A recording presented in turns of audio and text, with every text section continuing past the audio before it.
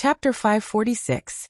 After witnessing a battle between supreme martial artists with her own eyes, Qin Wanqing immediately became much more cautious. Chen Shi did not lie to her. The danger of the Supreme Palace enclosure was far beyond her imagination. But even so, Qin Xueqing did not have the slightest intention of retreating. Instead, she felt an inexplicable sense of excitement. At that moment, she was like a university student who had just entered society. She was anxious and excited, determined to realize her life's dream in this unknown land. Martial arts and cultivation. These were the ultimate goals that Qin Xueqing pursued in her life. If other people encountered such a terrifying scene, they would probably be so scared that their limbs would go numb, and they would be at a loss of what to do. But Qin Xueqing was different. This battle between supreme martial artists, which was rarely seen in 100 years, did not scare her.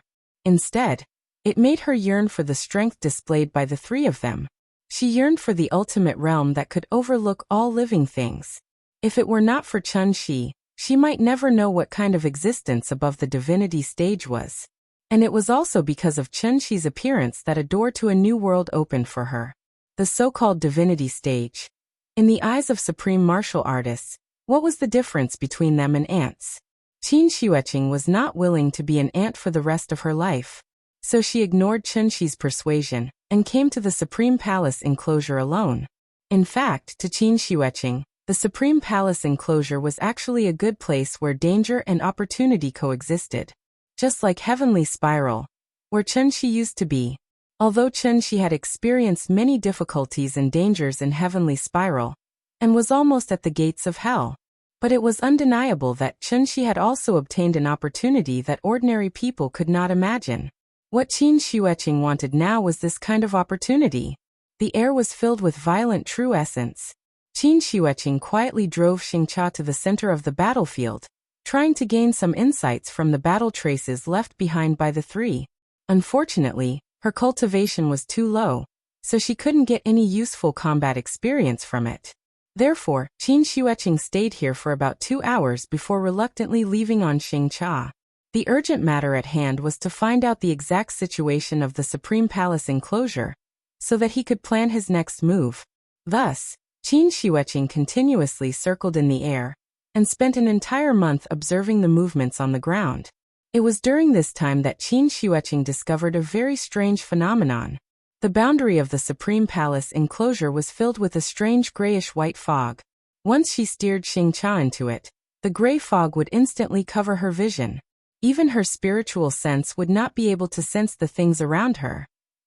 Qin Xueqing keenly sensed a trace of danger, so she decisively retreated. This time, she finally realized the seriousness of the problem. Qin Xueqing didn't pay attention to the changes in the Supreme Palace enclosure before, but after discovering the strangeness of the gray fog, she began to face this problem seriously. Wasn't this gray fog the white mold she saw in space? Except for the area where the Supreme Palace enclosure was located, the sky above the Heavenly Market enclosure and the Purple Myrtle enclosure were covered with a thick layer of white mold. The current Supreme Palace enclosure. No, it should be called 3 enclosures. At this moment, 3 enclosures was like a deformed potato covered with white mold. It was very different from the true essence projection provided by Chen Shi. It was obvious. Something must have happened to the Supreme Palace enclosure, so it became like this today. As a member of the Wu Lian Secret Service who had experienced hundreds of battles, Qin Xueqing certainly couldn't be as big-breasted and brainless as Chen Shi imagined. She just had a cold personality and had always been too lazy to talk too much nonsense with people. Therefore, after discovering the strangeness of the gray fog, Qin Xueqing immediately steered Xingqia into space again, and tried to enter the Heavenly Market enclosure and the Purple Myrtle enclosure from space. However, what Qin Xueqing didn't expect was that, no matter how hard she tried, as long as Xingqia got close to the gray fog would instantly block her vision. There was clearly a gray fog above the Supreme Palace enclosure. But why didn't the gray fog above the Supreme Palace enclosure have any effect on her? Qin Xueqing thought seriously for a long time, but in the end she couldn't figure out the reason. Obviously, the unknown represented danger. But she wasn't willing to back down like this. So after thinking about it, Qin Xueqing finally decided to find Chenghua and Yiji first, and then learn the reason from them. Therefore, Qin Xueqing temporarily put aside the doubts in her heart, turned to steer Xingcha through the gray fog, and came to the Supreme Palace enclosure again.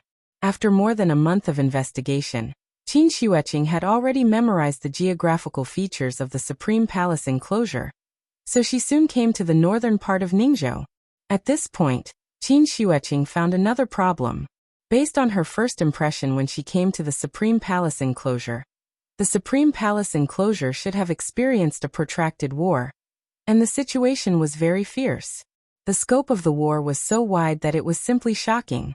But after more than a month of observation, Qin Xueqing found that there were no forces fighting with each other, except for the group of Taoist Master Void Pierce that she met when she first came to the Supreme Palace enclosure. The entire Supreme Palace enclosure seemed to be in the stage of post-war recuperation. Although her eyes were full of ruins after the war, there were no more rumbling explosions between heaven and earth. There were only large areas of ruins, and a kind of indescribable silence. For example, the residents of the small village she just passed by were all cultivators, but the highest cultivation level among them should be around the foundation establishment stage. Because of the war, more than half of the buildings in the village unfortunately collapsed. What was slightly strange was that the villagers who were lucky enough to survive didn't immediately start the post-war reconstruction work.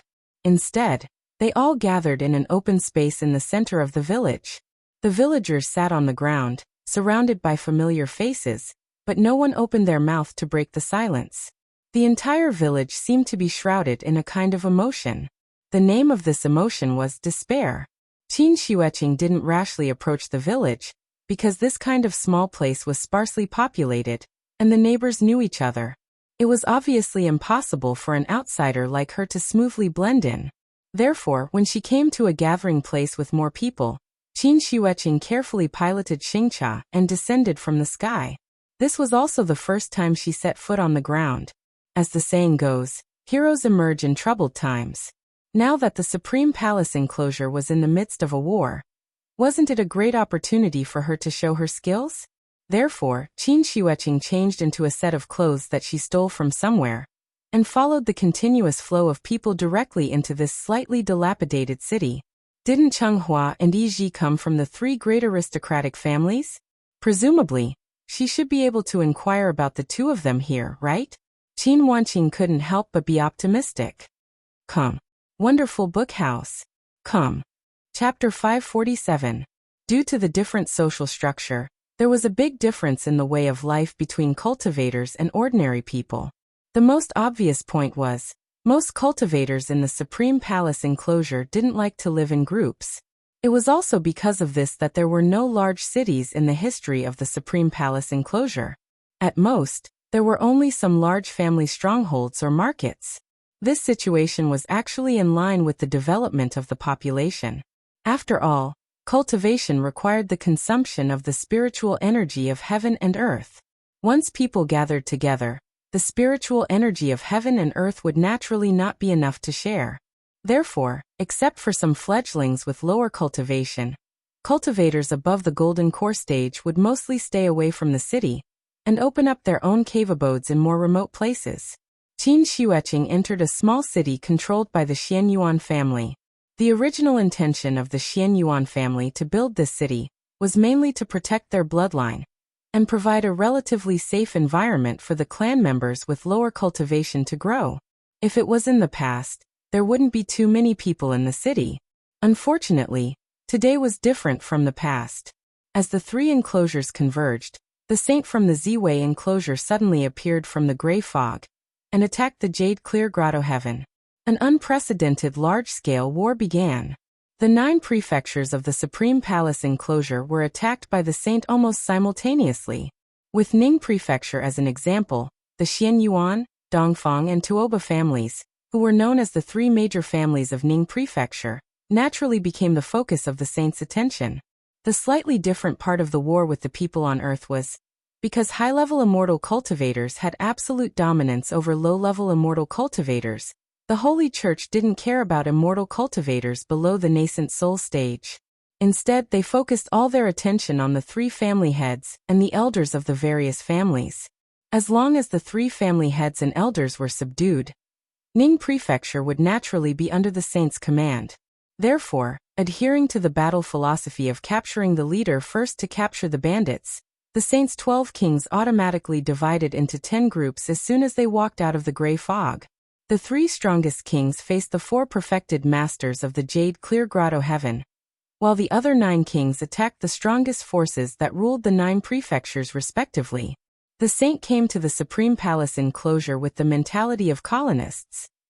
However, when the 4 sages heard that someone could actually pass through the gray fog and come directly from the purple myrtle enclosure to the Supreme Palace enclosure, not only were they not wary of this, they even stood from the perspective of the hosts and warmly entertained the 12 kings, which almost led to a disaster. At the wine table, all of a sudden, the 3 reverend kings attacked, severely wounding Reverend Cavern Spirit, the weakest of the 4 reverends. Even though Taoist Master Void Pierce Stage reacted in time, he could not stop the other party from coming prepared. Therefore, he instantly fell into a disadvantageous position. Why were the 4 spiritual masters so afraid of Chunxi?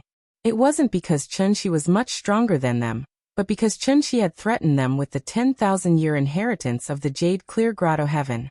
Either hand over Yuhuan Tianzuan, or face Chunxi's endless sneak attacks and harassment.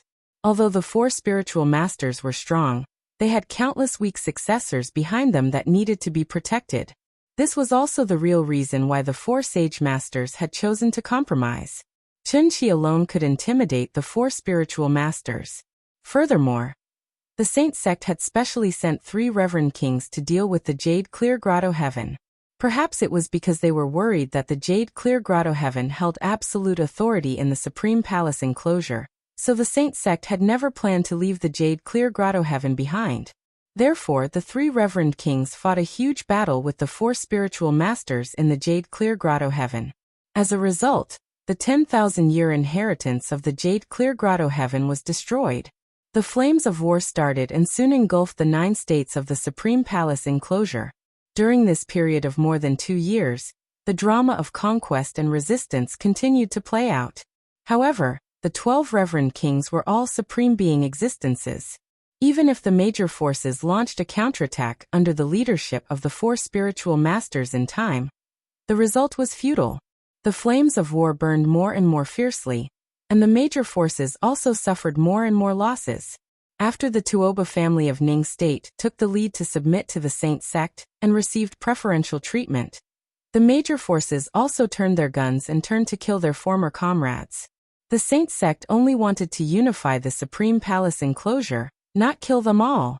Since that was the case, why couldn't they submit to the Saint sect? Anyway, weren't they under the control of the Jade Clear Grotto Heaven previously? Now that they just changed bosses, why couldn't they accept it?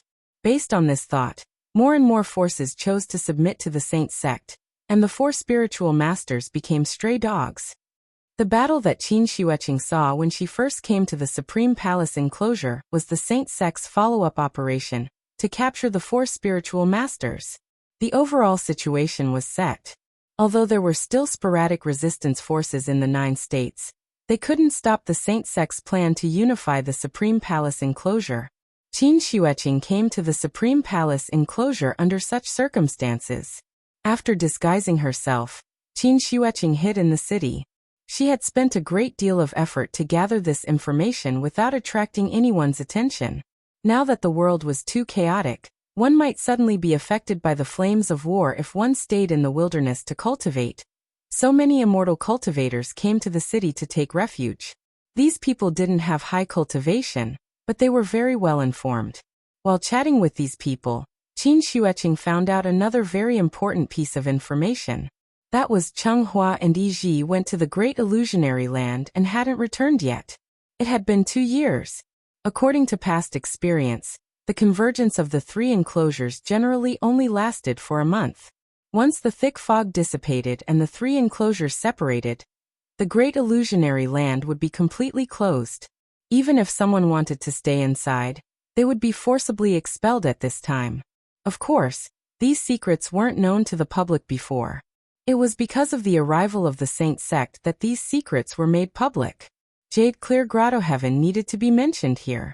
The reason why the 4 spiritual masters treated the 12 kings as allies was that the 3 enclosures couldn't be connected at all. It had been mentioned before. Once the 3 enclosures converged, the fluctuation of spirit energy would become abnormally intense, and the fog formed by spirit energy would gradually cover the entire sky. Qin Xueqing had personally experienced the strangeness of the fog before. So no matter how high one's cultivation was, it was absolutely impossible to pass through the fog to go to the Purple Myrtle enclosure and the Heavenly Market enclosure. Yiji's previous instigation of Changhua to escape to the Heavenly Market enclosure was actually just a joke.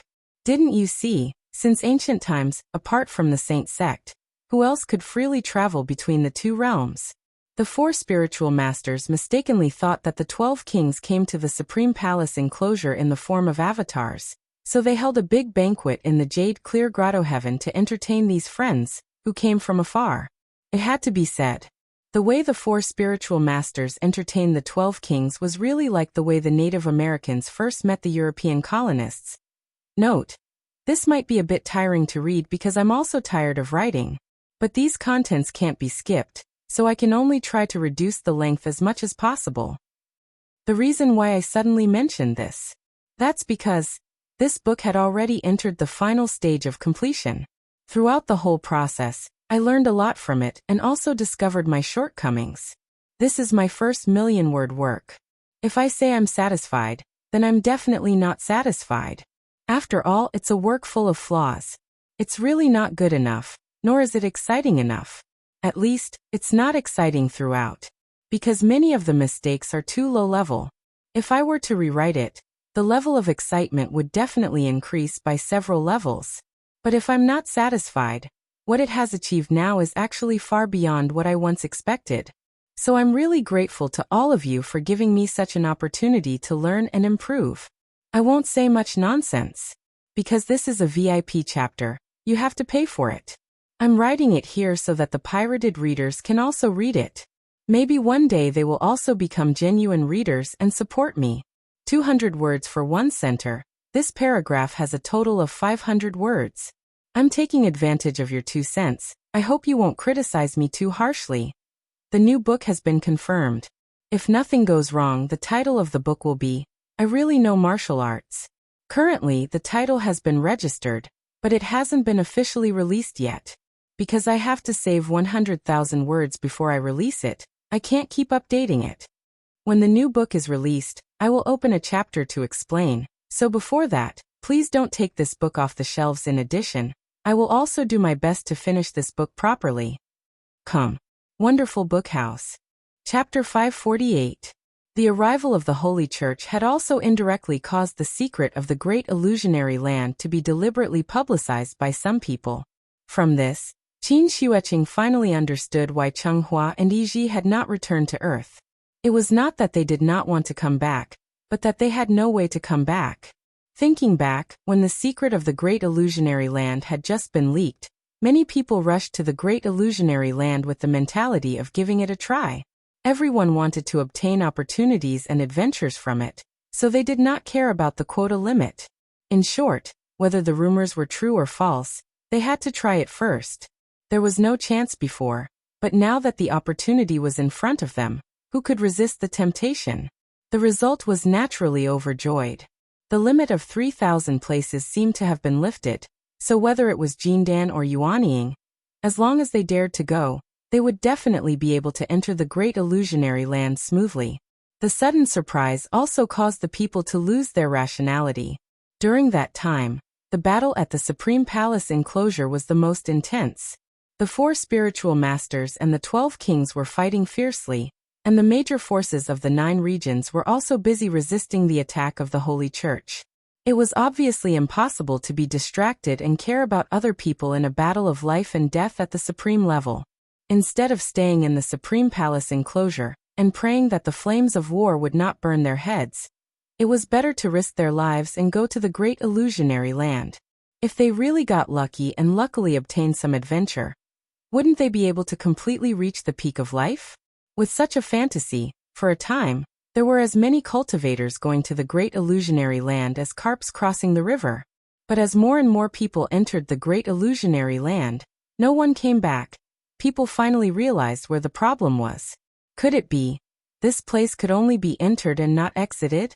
After a series of suicidal repeated confirmations, the great illusionary land had completely become a forbidden area in people's minds. As long as no one left alive, no one would dare to break in again. So according to the current situation, Qin Xueqing should never see Changhua and Yiji again. Unless she personally made a trip to the great illusionary realm, she wouldn't even be able to determine whether the two of them were dead or alive. And since she couldn't find Changhua and Yiji, what reason did Qin Xueqing have to continue staying in this war-torn and turbulent Supreme Palace enclosure? At that moment, Qin Xueqing couldn't help but hesitate. She even had the urge to immediately return to Earth. But soon Qin Xueqing's pursuit of martial arts calmed her down once again. If she wanted to concentrate on cultivating in seclusion, why would she bother to come all the way to the Supreme Palace enclosure? Wasn't the turbulent Supreme Palace enclosure a great stage for her to train herself? Therefore, after adjusting her mentality, Qin Xueqing temporarily settled down in the Supreme Palace enclosure. The Supreme Palace enclosure was a very big stage. Now, she was just a small behind-the-scenes worker. Therefore, Qin Xueqing couldn't help but look forward to the day when she would also step onto the stage. Since her sister-in-law had settled down in the Supreme Palace enclosure, let's talk about Nian first. Important things had to be said 3 times. Although Nian was only 9 years old now, she was already in the 6th grade. What did it mean to be in the 6th grade? The capital-affiliated primary school didn't have a middle school department, which meant that the children in the 6th grade could do whatever they wanted on campus. Moreover, on the first day of school, the homeroom teacher directly appointed Nian to be the class monitor of the 6th grade class 2. The teacher made this arrangement partly to take care of this little girl who had skipped 2 grades. On the other hand, it was entirely because of the good reputation she had built up in the capital-affiliated primary school over the years. Any teacher who had taught Nian would be full of praise for this smart, sensible, and clever child. Therefore, the homeroom teacher had a reason not to let Nian be the class monitor. Okay, Chen Nian will be our class monitor from now on. She skipped 2 grades in the past and is younger than all of you. So you must not bully her in the future. If I find out that anyone dares to bully her, I'm sure all of you know the consequences. The homeroom teacher of the 6th grade class 2 was a middle-aged man, so he wasn't as gentle as the other teachers. Instead, he pretended to be fierce and gave the class a warning. Remember this. In terms of life, Chen Nian is your little sister. But in terms of studies, you must learn from her. Although she skipped 2 grades, she still scored 100% on the pretest. But what about all of you? Okay, I won't say anything more. Everyone be alert and let's start class now. On the podium, the homeroom teacher lectured with spittle flying everywhere. Then he patted Nian's shoulder and squeezed out a smile. Chen Nian, you're small, so you'll sit here in the future. The teacher pointed to the seat closest to the podium.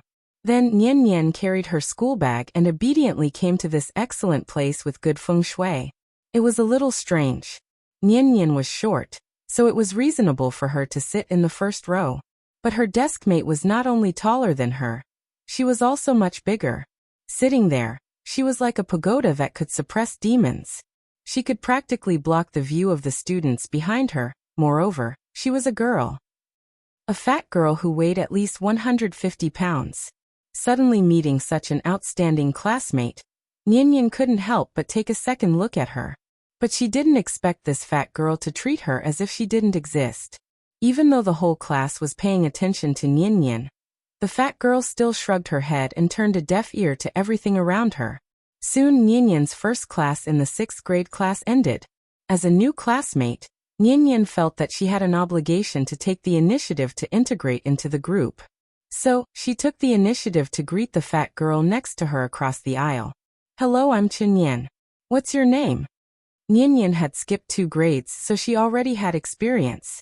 So her adaptability could be said to be very strong. She didn't feel shy at all. Who would have thought? Nian wasn't afraid of strangers, but the fat girl next to her was. She just patted the girl's arm out of courtesy, but she didn't expect the girl to be so scared that she started trembling. Nyan's face was full of black question marks. She thought that she had accidentally scared the girl. But before she could apologize, the fat girl directly covered her head with her hands, and then leaned over the table like an ostrich. The classmate behind Nyan also saw this scene. So this boy who looked like a skinny monkey immediately pointed at the fat girl in front of him and laughed loudly. Nyan, ignore her. She's a fool. Ha ha ha, fool, big fool. Ha ha ha ha ha. Come. Wonderful book house. Chapter 549. Today was the first day of school after all. Except for Nyan, everyone in the class was old acquaintances. Therefore, after a summer break, everyone naturally had endless topics to talk about with each other. Perhaps wanting to attract everyone's attention, this skinny monkey-like boy saw the interaction between Nyan and the chubby girl and deliberately laughed loudly. And such a pretentious laugh naturally attracted the attention of the other students in an instant. All of a sudden, Nyan's position became the focus of the entire class. Yo, isn't this the big idiot in our class? I haven't seen you for a few months. Why are you still so fat? Didn't your mother tell you to lose weight? Ha ha ha ha ha. Unlike Nyan who skipped 2 grades, most children who studied to the 6th grade were concentrated at the age of 11 or 12, which was basically half a teenager.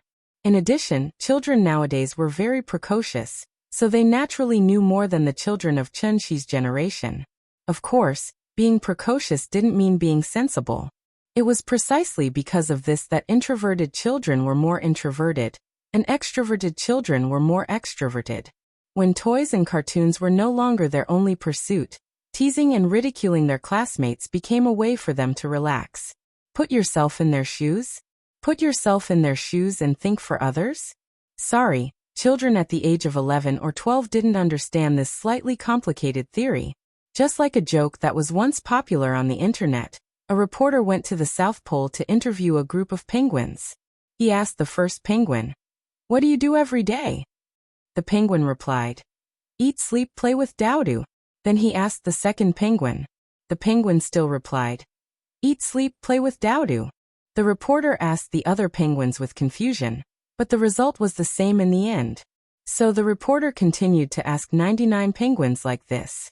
When the reporter asked the 100th little penguin, the little penguin gave a different answer, "Eat, sleep." The reporter asked in surprise, "Why don't you play with Dowdo?" The little penguin pouted, glared at the reporter and replied, "I am Dowdo." Was this really a joke? No, no, no. In fact, it was a complete tragedy. Because behind the 99 happiness, there was always a hidden pain that had no place to complain. The fat girl's name was Litangua. This was a poetic name, but unfortunately, it did not match her appearance at all. Litangua was 12 years old this year. She was 1.6 meters tall, but her weight was an astonishing 150 kilograms. When she stood there, she was like a big bucket. Unfortunately, she was diagnosed with childhood non-alcoholic fatty liver disease, also known as severe fatty liver disease. This kind of disease was not fatal and could be eliminated by recuperation. Therefore, after some treatment, Litangua's parents let the child go back to school. And this was the beginning of Litangua's tragedy. She used to be a lively and cute little girl. However, as her body grew fatter, Litangua gradually became silent, and her grades began to plummet. Although the head teacher of the 6th grade class 2 was a male teacher, he still noticed the change in Litangua's mentality. Therefore, in order to encourage and help the child, the teacher moved Litangua to the first row so that she could be urged to study hard at any time. Her teacher's intentions were good. But this arrangement directly led Litangua to walk from behind the scenes to the front of the stage, as if there was a spotlight on her at all times. From the day she moved to the first row, Litangua felt that dozens of pairs of eyes were following behind her at all times. Her classmates were all looking at her. Her classmates were all laughing at her. She was afraid that her broad body would block the line of sight of the students in the back row. So she always bent her waist and hunched her back, trying her best to shrink her head. She never dared to go to the toilet because she was afraid of the strange gazes from both sides of the corridor. She tried hard to hide herself, but the spotlight on her became more and more dazzling. She was different from Nian, who was a white swan that everyone loved. She was born an ugly duckling that no one liked. In order to lose weight, Li Tangyue tried to go on a hunger strike. But, even if she was so hungry that she was about to faint, her weight did not decrease at all. Instead, it increased a little. Because she was fat, she suffered a huge psychological pressure that she should not have to endure at her age. For those students with obvious physical disabilities, it was precisely because of their obvious physical defects that they were not easy to bully and ridicule. Because their weakness was reflected on the surface. Even children knew that they could not bully the disabled, let alone these 11 or 12-year-old teenagers. Li Tangyue was different. She did not have any obvious disabilities. She was just plain fat.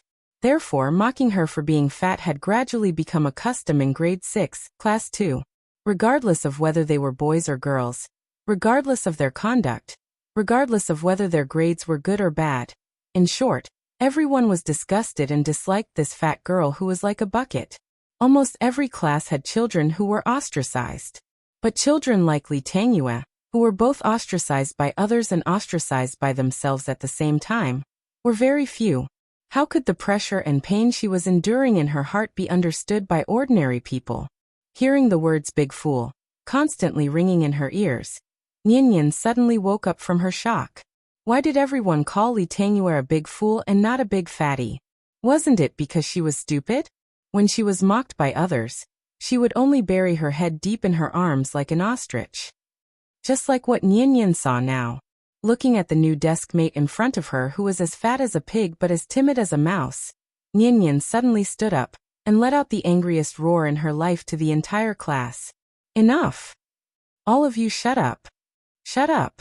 Although Nian was young, her petite figure stood there, but it was as if she was a stabilizing force.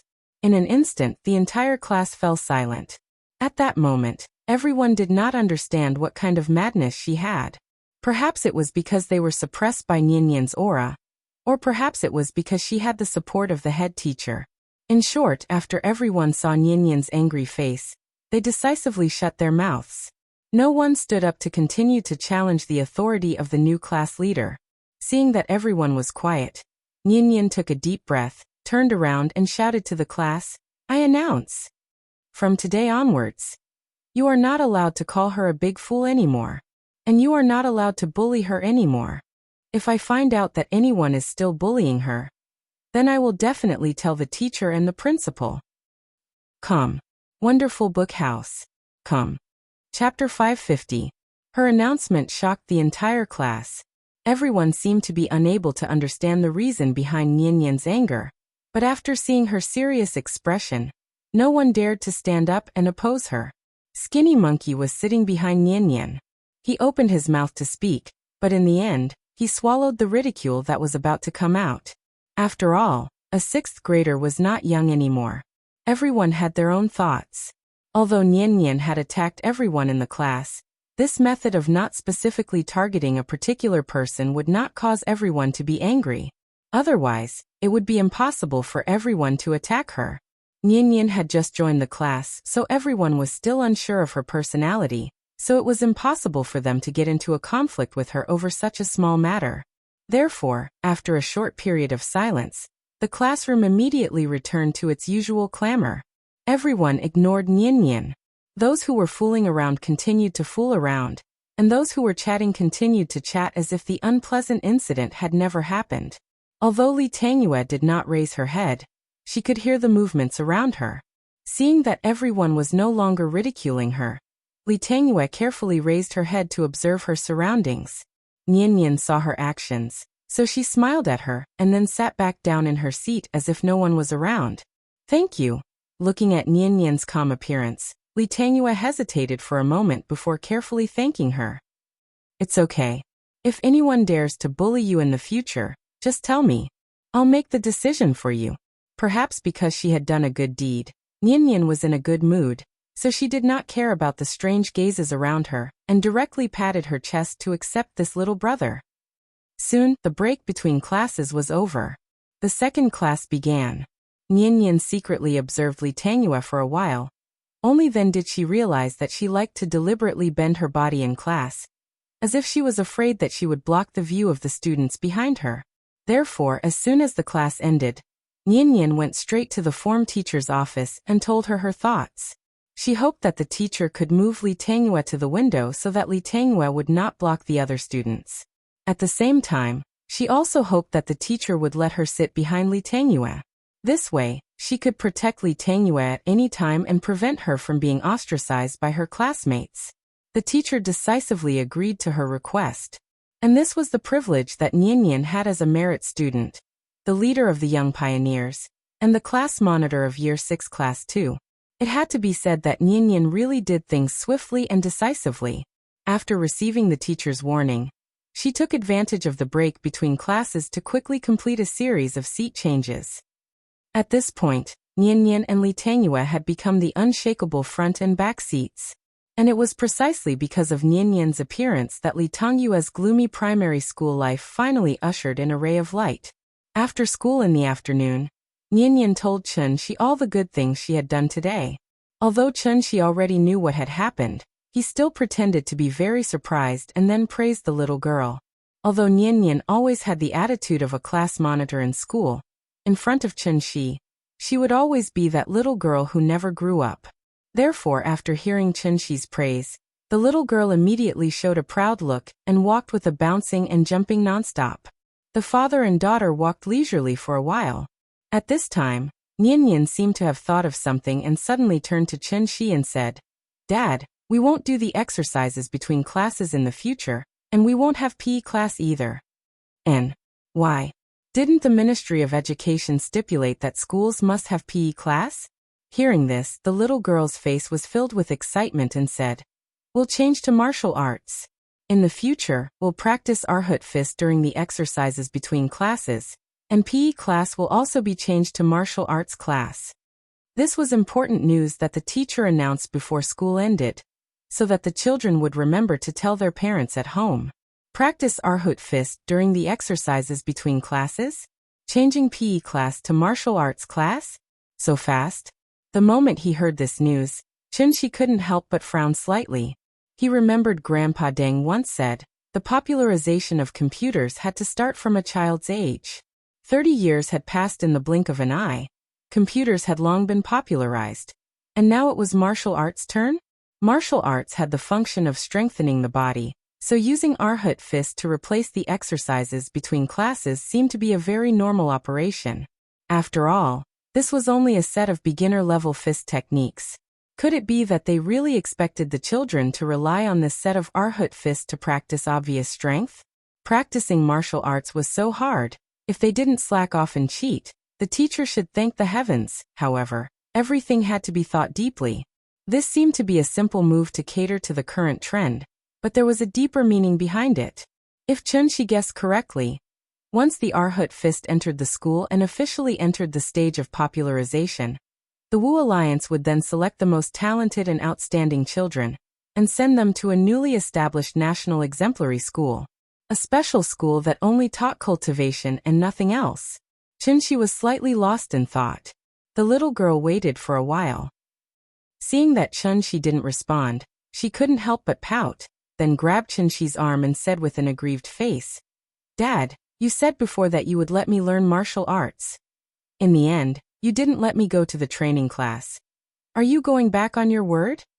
After hearing Nian's words, Chunxi's face suddenly showed an expression of not knowing whether to laugh or cry. Could it be that this child had been thinking about this all along?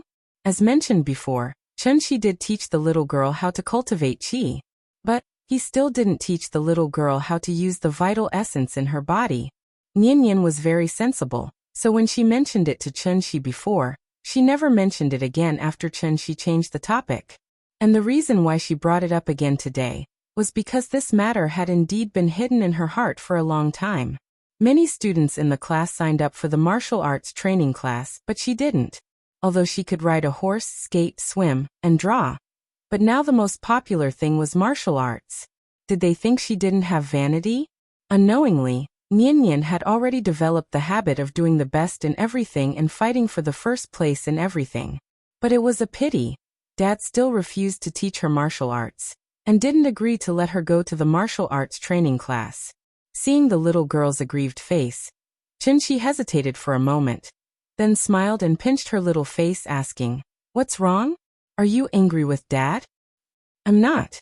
Hearing Chunshi say this, the little girl suddenly turned her head to the side, pouted her mouth and pretended to be angry. Why was Chunshi unwilling to teach her martial arts? Wasn't it because he was afraid that she would accidentally kill a classmate? But thinking about it carefully, with Nianyan's current intelligence, she shouldn't make such a low-level mistake, right? Thinking of this, Chunshi smiled and hugged her, then said with a gentle face, Okay, my precious baby. Don't be angry, okay? Dad will teach you, okay?" Hearing Chunshi say this, Nianyan's eyes suddenly lit up. "Really? Of course, more real than real gold. Then I want to learn martial arts that are more powerful than the Arhut fist." "Oh? Do you know what martial arts are more powerful than the Arhut fist?" Chunshi smiled and asked in return. He didn't expect Nianyan's next answer to not know whether to laugh or cry. "Everyone says the Nine-Yang Divine Technique is powerful. I also want to learn the Nine-Yang Divine Technique. Dad, can you teach me the Nine-Yang Divine Technique?" Chapter 551.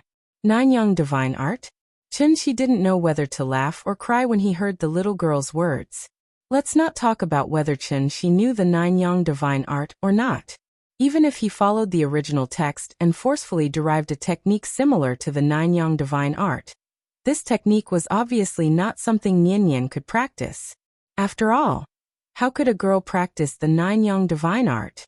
If she wanted to practice it, she should practice the Nine-Yin Sutra. No wonder the little girl didn't forget Nianyan's Nine-Yang Divine Art. With the rise of martial arts craze, wuxia dramas naturally regained their vitality. Classics such as the Condor Shooters trilogy and The Smiling, Proud Wanderer were replayed on TV over and over again every day. Although Nianyan was a girl, didn't she often use the 18 dragons subduing palms and 9 solitary swords when she played with Wen and Mingming? When he saw his daughter foolishly shouting out the 18 dragons subduing palms, Chunshi didn't think much of it. He only thought that the child had grown up, so her interests and hobbies had changed. Now that he thought about it, Chunshi realized that he took it for granted. The reason was that the seed of cultivation had already been planted in the little girl's heart. And now, it was time for this seed to break through the soil and sprout. "You silly child, the Nine-Yang Divine Art is only passed to males and not females. Didn't you listen to the lines carefully when you were watching TV? If a girl practices the Nine-Yang Divine Art, she will grow a lot of facial hair like a man. So even if Daddy really knows this technique, there's no way I can teach it to you." After hearing the little girl's request, Chunshi smiled and rubbed her head. Hearing this, the little girl suddenly pouted with slight disappointment. "I can't learn the Nine-Yang Divine Art. I'm so angry. VV. Then I want to learn the muscle bone strengthening scripture. I don't know how. Wave-like subtle steps? I don't know how either. Star absorbing technique? Daddy. Then what do you know?" In the end, the little girl's face was already full of unhappiness, because in her heart, her father was an omnipotent Superman, but now he said that he couldn't do anything. Therefore, in Nianyan's eyes, this was clearly Chunshi's excuse for not wanting to teach her martial arts.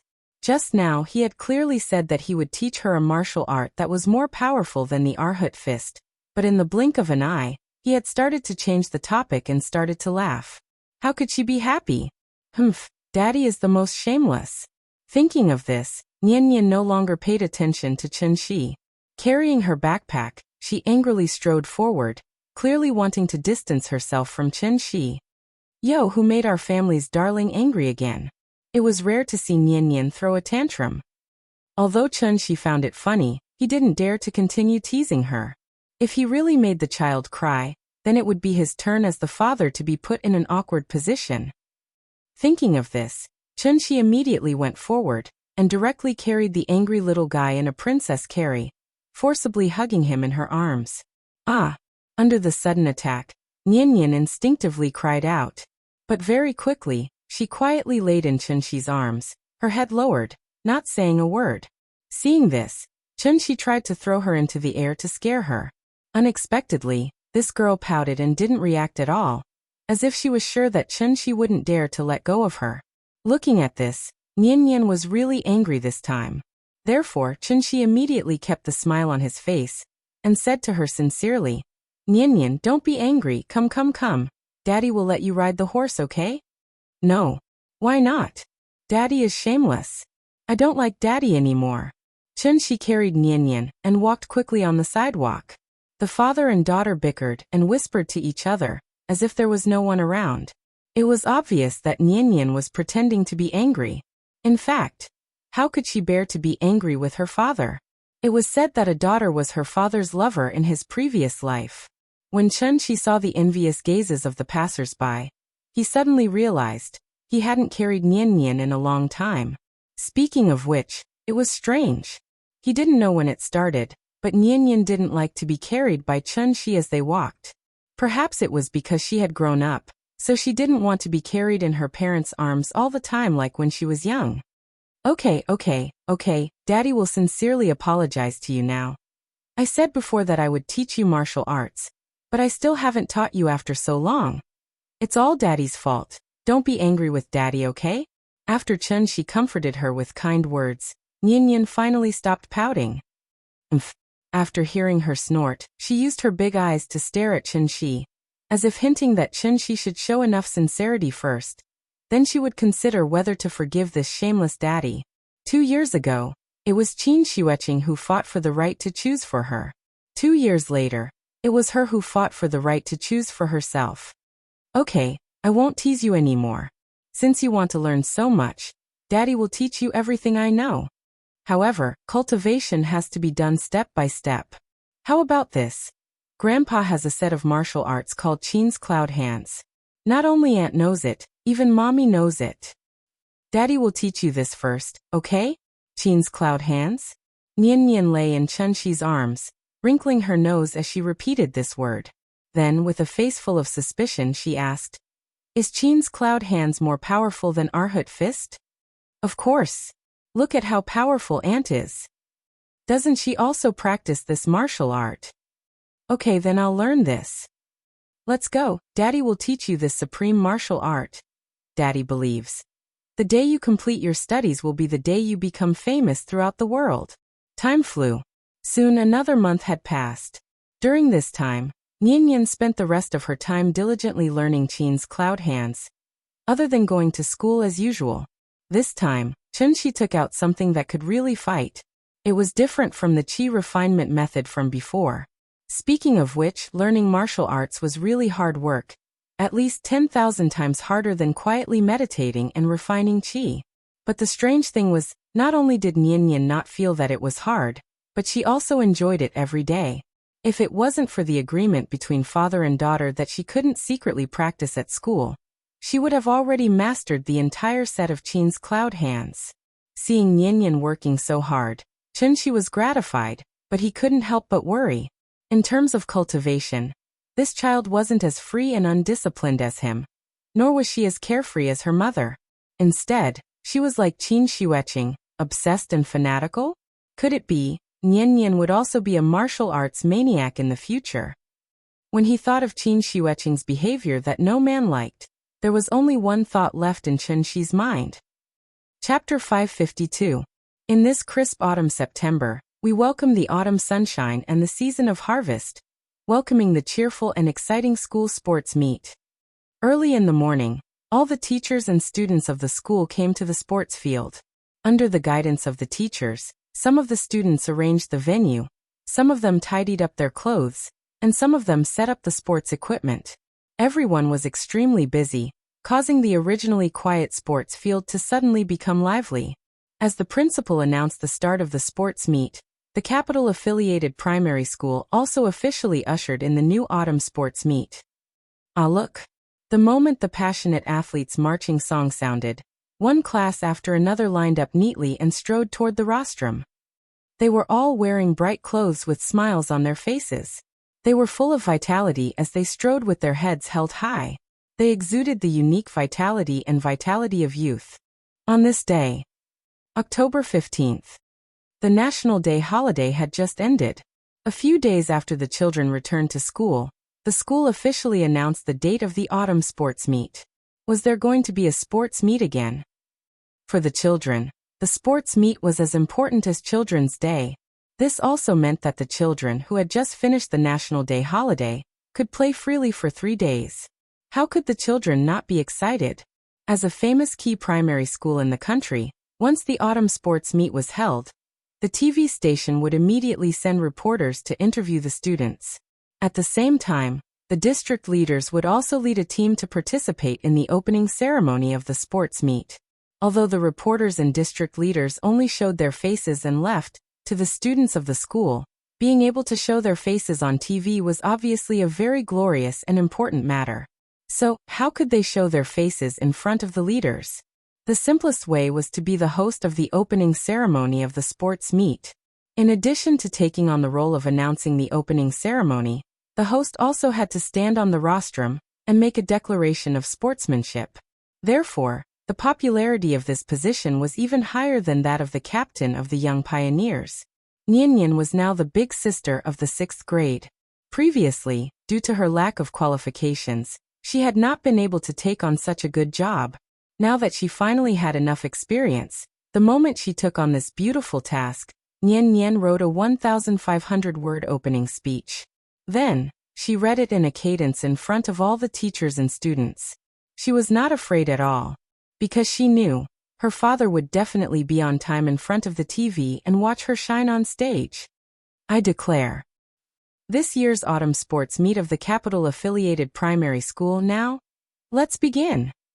Following Nian's command, the field suddenly burst into an earth-shattering cheer. Seeing all the teachers and students in the school fall into a state of almost fanatical excitement, Nian couldn't help but have a sweet smile on her face. She really liked this kind of lively feeling. Unfortunately, the announcer and host didn't have to participate in the competition, so she couldn't show off her skills on the stage. Although it was just a small primary school sports meet, under the arrangement of the teachers, this year's autumn sports meet was held decently. Regardless of whether it was the field competition, track competition, or fun competition. Other than the more competitive individual events, the teachers did not forget to arrange a series of group competitions. This not only emphasized the sportsmanship of friendship first and competition second, but also allowed the children to understand what true unity was. The competition was in full swing. The first day was the track competition, the second day was the field competition, and the third day was the group competition. Although the group tug-of-war held at the end successfully pushed the atmosphere of the sports meet to the peak, this also meant that this year's autumn sports meet was about to come to a successful end. On the rostrum, Nian took out the closing speech she had prepared and was about to announce the successful end of this year's autumn sports meet. However, the principal suddenly came to her side and directly grabbed the microphone from her hand. Hey, students, quiet down. I have something important to announce. Just now, I received a notice from the higher-ups. This year's autumn sports meet will add an additional competition event, so the end of the autumn sports meet will be postponed for 2 days. As for the competition content, I'll keep you guessing for now. I'll tell you tomorrow. Okay, that's it for today. Students, go home and have a good rest. Come back tomorrow to participate in the competition. Speaking of this, the principal suddenly paused and then continued with a serious face. Teachers of all grades and classes, gather at the big conference hall at 7 o'clock in the evening. I have something important to announce here. Following the principal's inexplicable speech, the autumn sports meet, which was supposed to end, was unexpectedly postponed for 2 days. They could play for 2 more days. While the children were happy, they were also intrigued by the additional competition content mentioned by the principal. Therefore, early the next morning, all the teachers and students of the school waited on the field as early as a few days ago. Everyone was eagerly waiting for the principal to officially unveil the mystery. What kind of competition was it? Why was it so mysterious? Okay, is everyone here? Now I announce. The first martial arts competition of the capital-affiliated primary school officially begins. Now please introduce the rules of the competition to the students of each class. Registration will begin in half an hour. After hearing the words martial arts competition, there was a sudden burst of exclamations on the field. Even before the teacher explained, many of the senior children had already reacted. Martial arts competition? Wasn't it just for them to fight?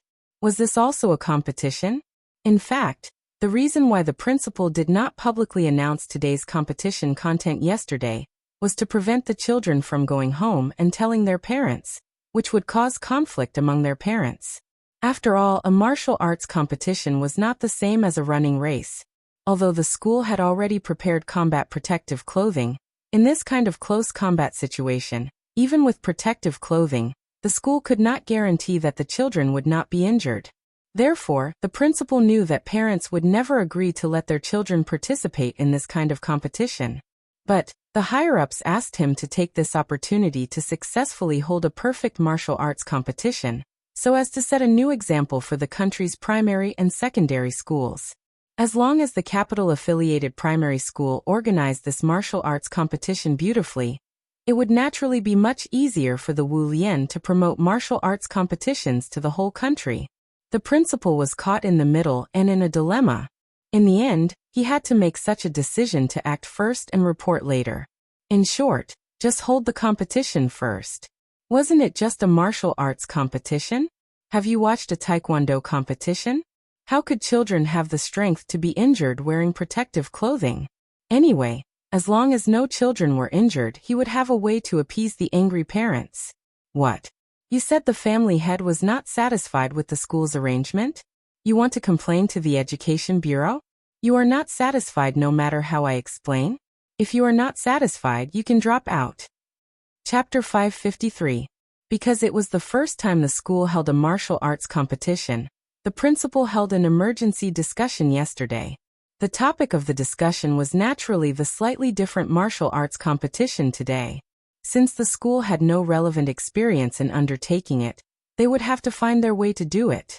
Only by doing this beautifully and properly could the capital-affiliated elementary school live up to its title as the National Exemplary Elementary School, and continue to set a new example for the nation's primary and secondary schools.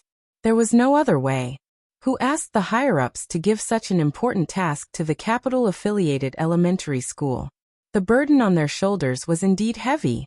The principal felt that the task was heavy, but the teachers felt that the task was a little hot. After all, this was not a track and field competition. Although martial arts had been particularly popular in the past 2 years, and most of the children in the class had signed up for the martial arts training class, the teachers were still a little uncertain if they really wanted to compete. Even if the child succeeded in winning the first place, after the parents received the news, they might immediately chase to the school, and then make a fuss about it, and insist that the teacher give an explanation. Why should my child participate in such a dangerous competition? What if the child is injured? A martial arts competition? Isn't it just a fight? Which school encourages children to fight? Ordinary teachers at most received a fixed salary. How would they dare to easily offend the parents? Therefore, when the principal announced the official start of the martial arts competition, the teachers of each class carefully explained the content discussed in yesterday's meeting to the children. During this time, the teachers even explicitly and implicitly emphasized that no one was forced to participate in this martial arts competition. Everything was voluntary. Even if no one in the class signed up for the competition, the teachers would not feel embarrassed at all. Instead, they would be secretly happy. No one participated, which meant that no one would be injured. It saved them a lot of trouble and worry. How good was that? However, what the teachers never expected was, the children's enthusiasm for this martial arts competition was far beyond their imagination. In the class with the most applicants, there was even a situation where the whole class wanted to sign up. Whether it was a boy or a girl, regardless of age, regardless of introverted or not, all the children who had participated in the martial arts training class raised their right hand high at that moment. Even the little girl who had always been well-behaved and clever, after hearing the teacher ask, "If you want to sign up, please raise your hand," she actually raised her little hand at the first moment. The teacher was stunned. Why was it so different from what they imagined? Were the children nowadays so violent? Were they not afraid of being beaten at all? Chen Yan, put your hand down. The martial arts competition is held between people of the same grade. Look at that small body of yours. Who can you beat on the stage? You're not allowed to participate. It's settled then. All right, a class can only have a maximum of 5 participants. Now I will choose the participants. Seeing that the situation was getting out of control, the teacher decisively decided to have the final say and stripped Nian of her right to participate in the competition. When Nian heard this, she pouted unhappily and retorted, "Teacher, I know martial arts. I will be the Qin Shiyin hand. Dad taught me. It's even more powerful than our Hut fist." As soon as he said this, the whole class burst into laughter. As the old saying goes, there is no first place in literature and no second place in martial arts. If they were to compare academic results, Nian would claim second place, and no one in the class would dare to claim first place. However, if it was a martial arts competition, the entire class would not accept her as the class monitor. Nian was only 9 years old. Everyone in the class was 2 or 3 years older than her, but they couldn't outdo her in terms of academics, and they couldn't even beat her in fights? Who would be able to take this lying down? No one took Nian seriously, and this made her very angry. However, just as Nian was about to continue speaking and fight for herself, a discordant voice suddenly sounded from the back of the classroom. "Teacher, why don't we let Li Tenghua participate? Look at her body. If she stood on the stage, she would be able to kill someone just by sitting down, right? Ha ha ha ha ha." As soon as these humiliating words came out, the entire class burst into laughter. The teacher was stunned for a moment, and did not reprimand her immediately. Instead, she subconsciously thought about the possibility. That's right. Didn't children fight to see who had the bigger body? Li Tongyue's body was indeed quite intimidating. If it were other mischievous children with Li Tongyue's body type, the teacher would definitely send them to the competition without hesitation. However, with Li Tongyue's introverted and almost depressed personality, sending her to the martial arts competition was equivalent to sending her to the execution ground. Therefore, the child who made this suggestion had ulterior motives. She clearly wanted to see Li Tenghua make a fool of herself. Thinking of this, the teacher finally came back to her senses, so she deliberately pretended to be angry and scolded sternly. "Who said this? Stand up for me." The teacher originally just said it casually, and wanted to intimidate the children in the class. Who would have thought, as soon as she finished speaking, a tall girl directly stood up and said proudly, "Teacher, I said it." Zhao Yu. The teacher still had a deep impression of this girl who looked quite likable. Zhao Yu started school late, and was now 12 years old. In addition, girls developed early, so she was already a little lotus flower that showed its sharp edges. It was very obvious that she was different from the other girls in the class. When the others were still girls, Zhao Yu was the first to transform into a young girl, as a rebellious girl who started putting on makeup in elementary school. Zhao Yu naturally did not like ugly fat women like Li Tenghua. Therefore, Zhao Yu used to tease Li Tenghua a lot. It was not until Nian joined grade 6 class 2 and stood up for Li Tenghua that Zhao Yu chose to give up for a period of time. Sometimes the hatred between girls came so easily. Nian never provoked anyone. However, her performance, her grades, her looks, and her behavior, it was very easy to attract hatred.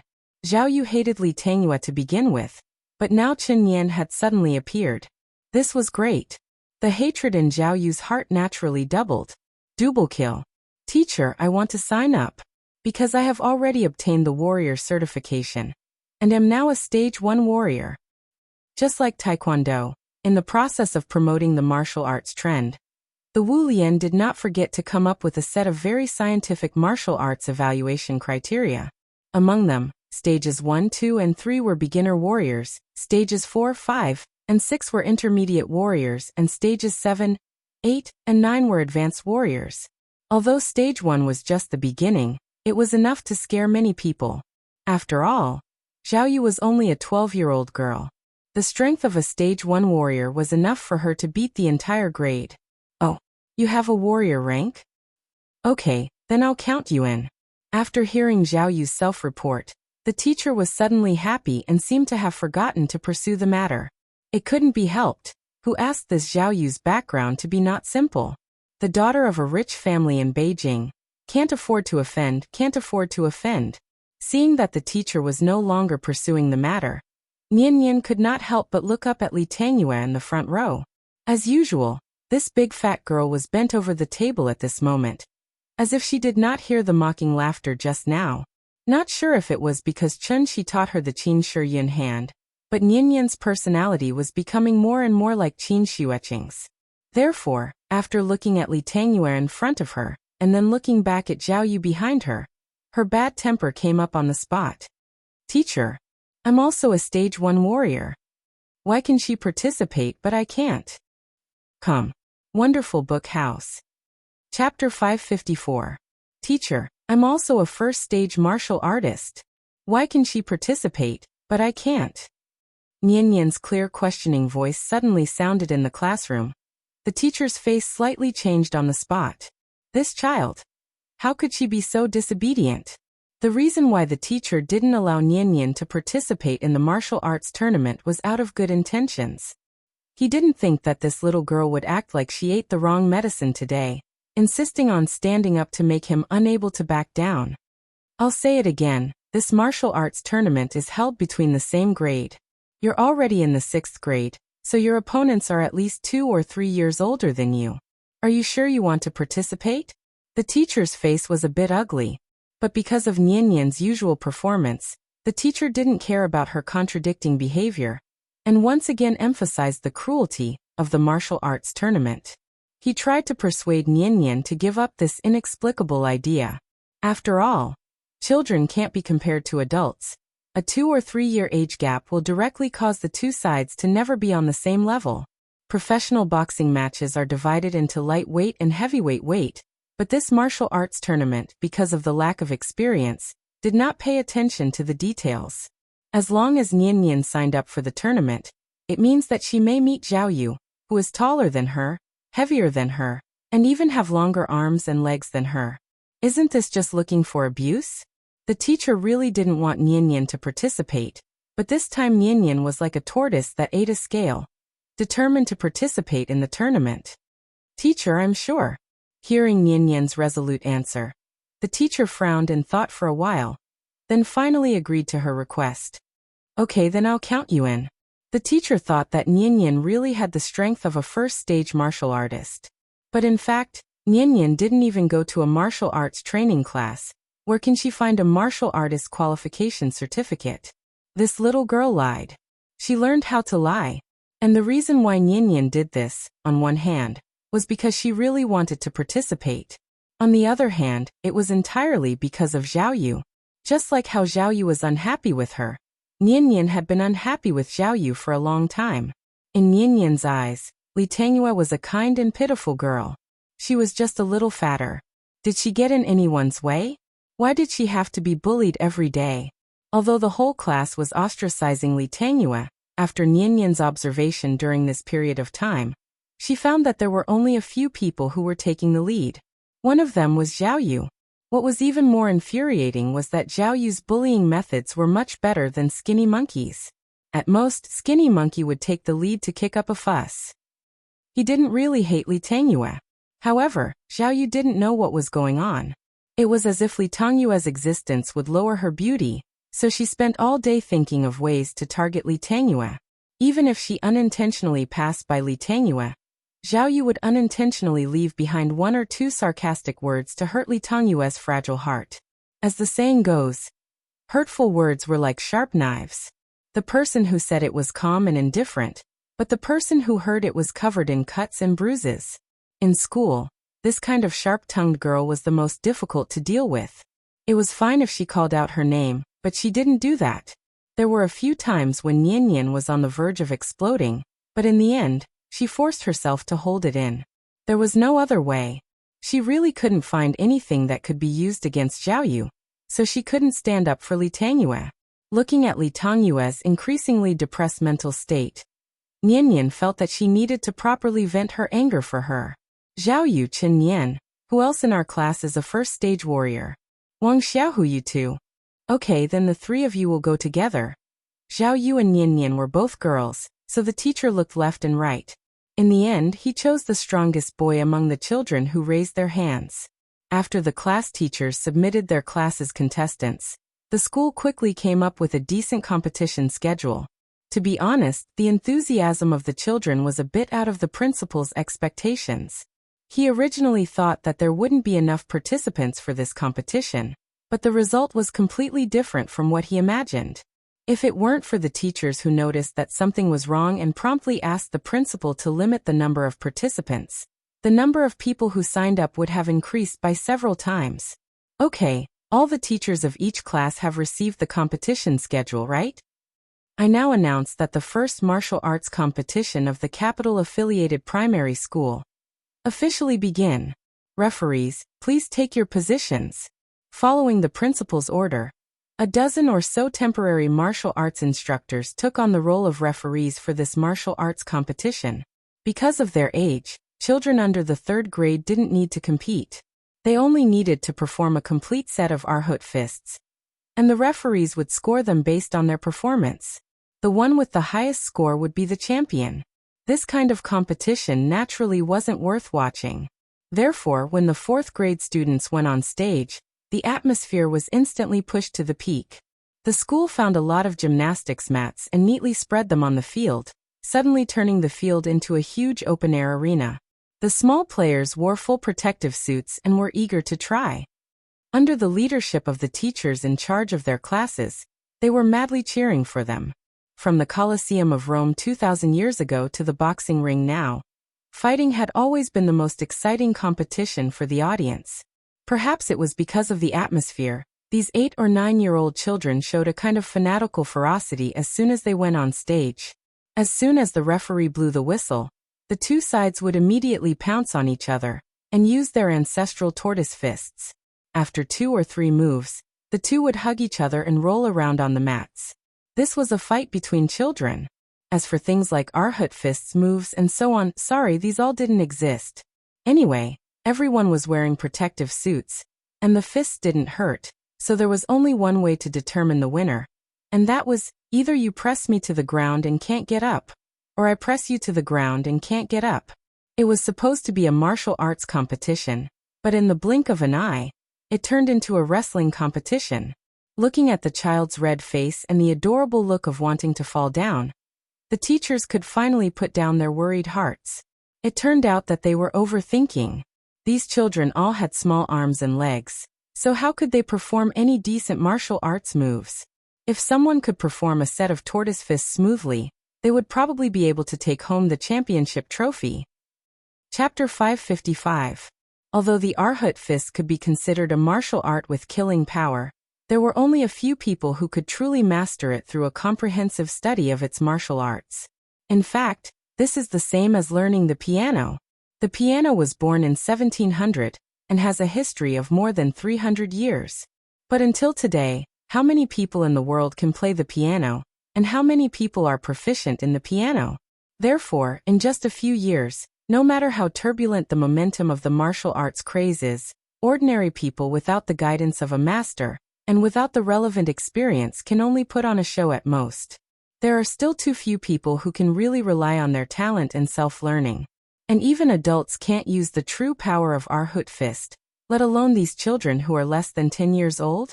So, the capital-affiliated primary school's first martial arts competition turned into a farce.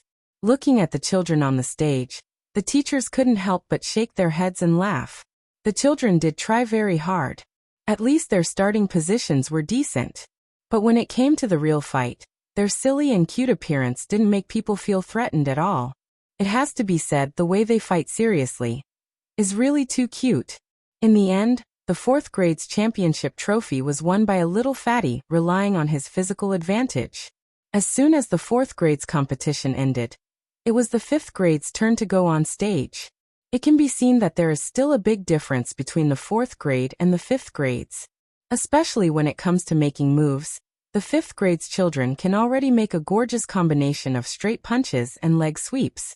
Although they still can't use the 3 sunflower style to catch the 8th grade's gorgeous combo. As the contestants get older and older, the level of excitement of the competition begins to rise. Until the first child with the title of first stage martial artist came on stage, the atmosphere was suddenly pushed to the highest point. What is the first stage martial artist's rating standard? That is to be able to make a complete set of Arhut fist in actual combat. It's not some tortoise fist, nor is it a random fight, but a real punch and kick, thoroughly using Arhut fist in actual combat. As the saying goes, 7 stars of Arhut, step by step ding ding. Moving left and rushing right. Fast as the wind, left and right meteors rushing to the chest. Don't go up, don't go down. Hammer in the center, become 8 trigrams. 2 hands out of the chest, gods and ghosts don't dare to come. As more and more martial artists entered the stage, the children who were only fighting based on their primitive instincts were quickly defeated. The 5th grade competition was already quite valuable, so the teachers couldn't help but have more expectations for the 6th grade children. They only hoped to see an exciting battle between dragons and tigers. For this reason, the principal had even transferred 2 cameramen to record this year's martial arts competition in all aspects. She only hoped that the 6th grade children's performance would not disappoint her. The result was just as everyone expected. Because their minds were more mature, the 6th grade children's punches were naturally much smoother than those of the lower grades. Their moves were also more methodical. Finally, it was the turn of the contestants from Year 6 Class 2 to take the stage. Zhao Yu was in front of Nian, and her appearance brought the atmosphere to a climax. A girl. She was the first girl to go on stage. Moreover, Zhao Yu's figure was tall, and her chest was slightly bulging. Therefore, the moment she went on stage, the boy opposite her immediately blushed and didn't dare to look at her again. What needs to be mentioned here is, because of the intentions of the teachers of each class, there were basically no girls participating in this year's martial arts competition. The lack of participants also caused the competition to be unable to split into male and female groups, so Nian and Zhao Yu's opponents were both boys. Different from Nian's immaturity, Zhao Yu's body already had a bit of the unique charm of a young girl. Children nowadays matured early, and because of her wealthy family background, Zhao Yu secretly learned how to put on makeup a long time ago on the internet. Although her makeup skills were not very good, compared to a group of primary school students, she was still too dazzling. Therefore, when Zhao Yu went on stage, many of the brats in the audience seemed to have been injected with chicken blood, and shouted excitedly, Year 6 Class 1 Lu Hao please advise. Year 6 Class 2 Zhao Yu please advise. Under the guidance of the referee, the 2 children bowed to each other and introduced themselves, and Zhao Yu made the first move. Although the boy was also a Dan warrior, he seemed to adhere to the concept of a straight man who did not hit a woman. Even when Zhao Yu used a standard set of punches and kicks, he still did not have the slightest intention of fighting back. Seeing this, Zhao Yu was not surprised at all, and instead took advantage of the situation to attack fiercely. She suddenly bent down, and with a sweep of her leg, kicked the boy directly to the ground, then jumped up high, and at the same time, bent her elbow to fiercely punch the boy's chest with the tip of her elbow. Stop.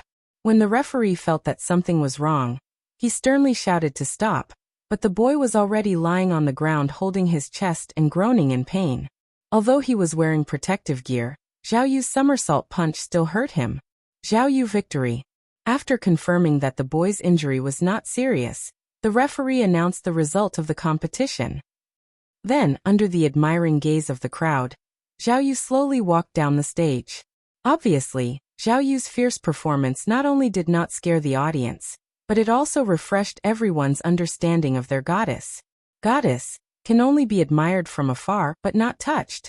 After Zhao Yu, it was Nian's turn to go on stage. If Zhao Yu was compared to a cold and arrogant goddess, then Nian was obviously the harmless little girl next door. Year 6 Class 1 Hao Jia, please enlighten me. Year 6 Class 2 Chen Yan, please enlighten me. Following Nian's self-introduction, there was a sudden burst of cheers from the audience. Class monitor, do your best. You're the best. Chen Yan, Chen Yan, Chen Yan. Nian looked back, and only then did she realize that the people cheering for her were the classes that she used to be in. For example, the former Year 1 Class 1, the current Year 3 Class 2, the former Year 3 Class 2, the current Year 5 Class 2. Although she was now the class monitor of Year 6 Class 2, these former classmates obviously did not forget the class monitor who shone like a comet. Nian skipped 2 grades, But who would have thought that she would become the most popular child in the school because of this? Seeing so many people cheering for Nian Nian, Zhao Yu immediately snorted in anger. But soon, a strange smile appeared on her face. Didn't Chen Nian like to be in the limelight? Then let's see how she will embarrass herself on stage later. What a coincidence. Zhao Yu's boyfriend was the boy named Hao Jie in front of her. The two of them came from the same courtyard, and their family backgrounds were not comparable to ordinary people. Moreover, both of their parents had a good relationship, so the two of them naturally got together. Zhao Yu had mentioned Nian Nian to Hao Jie before, so she knew very well. Hao Jie would definitely stand up for her. Wonderful Book House. Chapter 556. There were many spectators for today's martial arts competition. In addition to the entire school's teachers and students, as well as the temporarily hired cameraman, Chen Qi also secretly came to the scene to watch the battle. After all, how could a broadcast be as exciting as watching a battle live? This was Nian Nian's first battle, so of course, Chen Qi had to personally come to the scene to cheer for his daughter.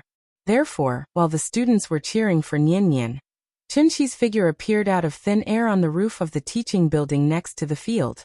Meow, sensing Chen Qi's arrival, Big Cat immediately jumped down from the treetop. Then, as if possessed by Spider-Man, it ran perpendicularly along the wall to the roof.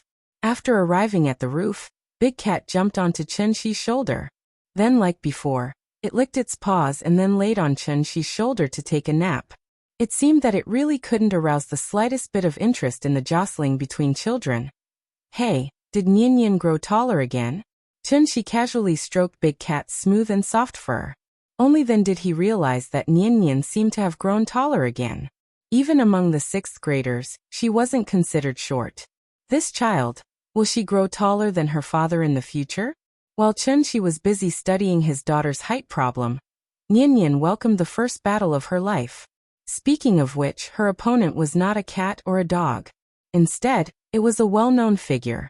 If Nian Nian's reputation came mostly from her outstanding performance, then Hao Jie's was the exact opposite, because his reputation came mostly from the misdeeds he committed in his daily life. This was a troublesome brat, or you could also call him delinquent. Hao Jie started school late, and had just turned 12 years old. But he had already learned the ways of society from who knows where. When other people were still addicted to Mobile Legends, this kid was already smoking, drinking, and dating. He really won at the starting line of life. However, being rebellious was being rebellious. In the end, Hao Jie was only a 12-year-old boy, so his relationship with Zhao Yu was more like a special relationship of mutual recognition and cooperation. Both of them hoped to use this opportunity to show their uniqueness and arouse the envy and admiration of their classmates. This would satisfy their desire to win. The moment Hao Jie heard the name Chen Nian, he remembered what Zhao Yu once said to him. Although in Hao Jie's eyes, Nian Nian was obviously a little girl. But as Zhao Yu's boyfriend, Hao Jie felt obligated to stand up for his girlfriend. Therefore, after he went on stage, he gave Nian Nian a fierce middle finger. Obviously, this action was done specifically for Zhao Yu to show his determination. In addition, Hao Jie also wanted to use this opportunity to scare Nian Nian. It would be best if Nian Nian lowered her head and admitted defeat.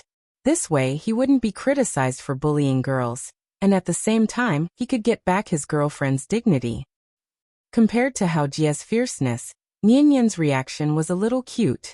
Although she didn't understand why Hao Jie was so hostile to her, she knew what it meant to give her the middle finger. Therefore Nian Nian pouted unhappily. Match start. The referee didn't notice Hao Jie's little action. When he saw that the two young contestants were in position, he blew the whistle. The match started. In front of the entire school, Hao Jie still had some restraint. Therefore, he didn't immediately rush towards Nian Nian. Instead, he stood on the spot and waved at Nian Nian. Seeing this, Nian Nian didn't hold back. She only heard a "Aya" to boost her courage, and then stupidly rushed towards Hao Jie. Here's what needs to be mentioned for safety reasons. The school forced every child to wear boxing gloves. Nian Nian had always been practicing palm techniques, so when she got close to Hao Jie, she stupidly used her fist instead of her palm, and directly threw a punch towards Hao Jie's face. Aya! This silly child. Didn't you see that he was already in a blocking stance? She actually went to feed others moves like this? As the most discerning spectator, Chunshi sat on the rooftop, stroking Big Cat while commenting on Nianyan's moves. Sure enough, before Chunshi finished, Hao Jie raised his left arm to block Nianyan's fist. At the same time, he swung his right fist and punched towards Nianyan's lower abdomen.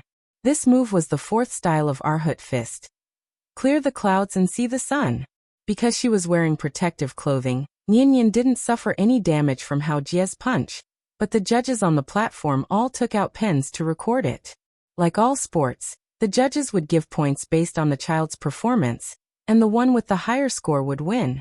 Because Nianyan could still stand, the judge didn't immediately blow the whistle, but instead signaled for both sides to continue the competition. Hao Jie seemed to have some experience in martial arts competitions. Therefore, before Nianyan could recover, he immediately withdrew his fist, and then kicked the outside of Nianyan's calf. This was good. Even though she was wearing protective gear, Nianyan still fell to the mat, because of her unstable center of gravity. Whoosh! After the sharp whistle sounded, Hao Jie immediately stopped and took 3 steps back. He had successfully knocked down his opponent. According to the referee's scoring rules, this kick should be worth 3 points, right? Chun Nian, can you still stand? Do you want to admit defeat? The judge quickly stepped forward to help Nianyan up, and at the same time asked with concern. She was a child, after all. It was normal for her to admit defeat. However, when Nianyan heard the judge's question, she immediately pouted and replied unhappily, "No, I can stand up, I didn't lose." After saying that, the little girl seemed to have eaten gunpowder. She immediately got up from the ground and got into a fighting stance again. Okay, then be careful, don't get hurt. The judge gestured for both of them to stand properly, ready to start the competition again. But at this time, Nianyan suddenly did something unexpected. She quickly put the glove on her mouth and took it off in a few moves. What are you doing? Put the gloves on. The judge noticed Nianyan's actions and immediately scolded her. Hearing this, not only did Nianyan not listen to the judge's request, but she also deliberately threw the gloves out of the ring, retorting at the same time. No, I don't know the Arhut fist. Dad taught me palm techniques. I can't use palm techniques with the gloves on. Palm techniques? The judge was also a martial artist. After hearing what the little girl said, he immediately looked at the main stage hesitantly. This was a rule set by the school. Wearing gloves was to prevent the child from getting hurt. But martial arts and boxing were different after all. Martial arts not only consisted of fist techniques, but also finger techniques and palm techniques, so wearing gloves was equivalent to wearing shackles. On the main stage, after the judge's explanation, the principal finally understood the crux of the matter. So he nodded to the audience and readily agreed to the little girl's request not to wear gloves. The principal wanted to see what was so special about this little girl's palm techniques. Okay, let the competition begin again. Listen to my whistle. 1, 2, 3, whoosh. Chapter 557.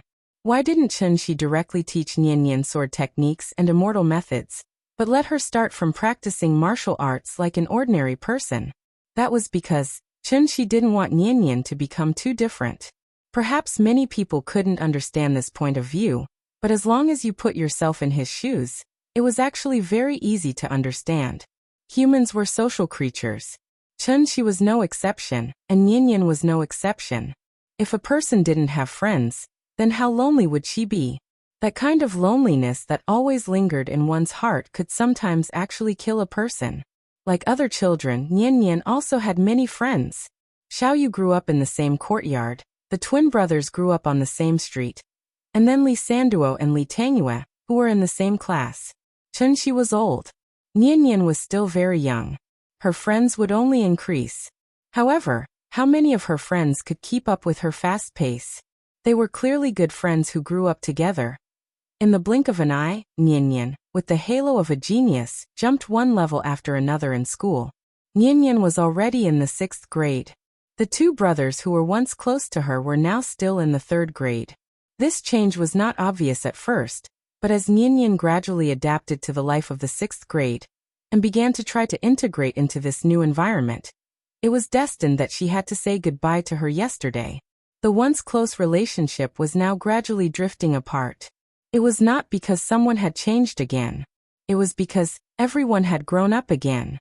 Compared to the long life of an immortal cultivator, the ignorant childhood was too short and precious. She didn't want to deprive Nian of her childhood with the inherent concept of cultivating as early as possible, because this would only lead to the loss of a child's childhood. Thinking about it carefully, wasn't Qin Xueqing a typical case of childhood loss? Sister, come on, beat him down. In the crowd, the two brothers didn't care about the strange gazes of the surrounding students at all, and cheered for Nian at the top of their lungs. The two of them had already shouted loudly enough. However, Nian was so focused that she didn't hear the two brothers' shouts at all. This was the first time she had fought with someone. It was obviously impossible to say that she wasn't nervous in her heart. Therefore, after taking off the gloves on her hands, Nian immediately followed Xi's usual teachings, and directly assumed the posture of an elbow wrap.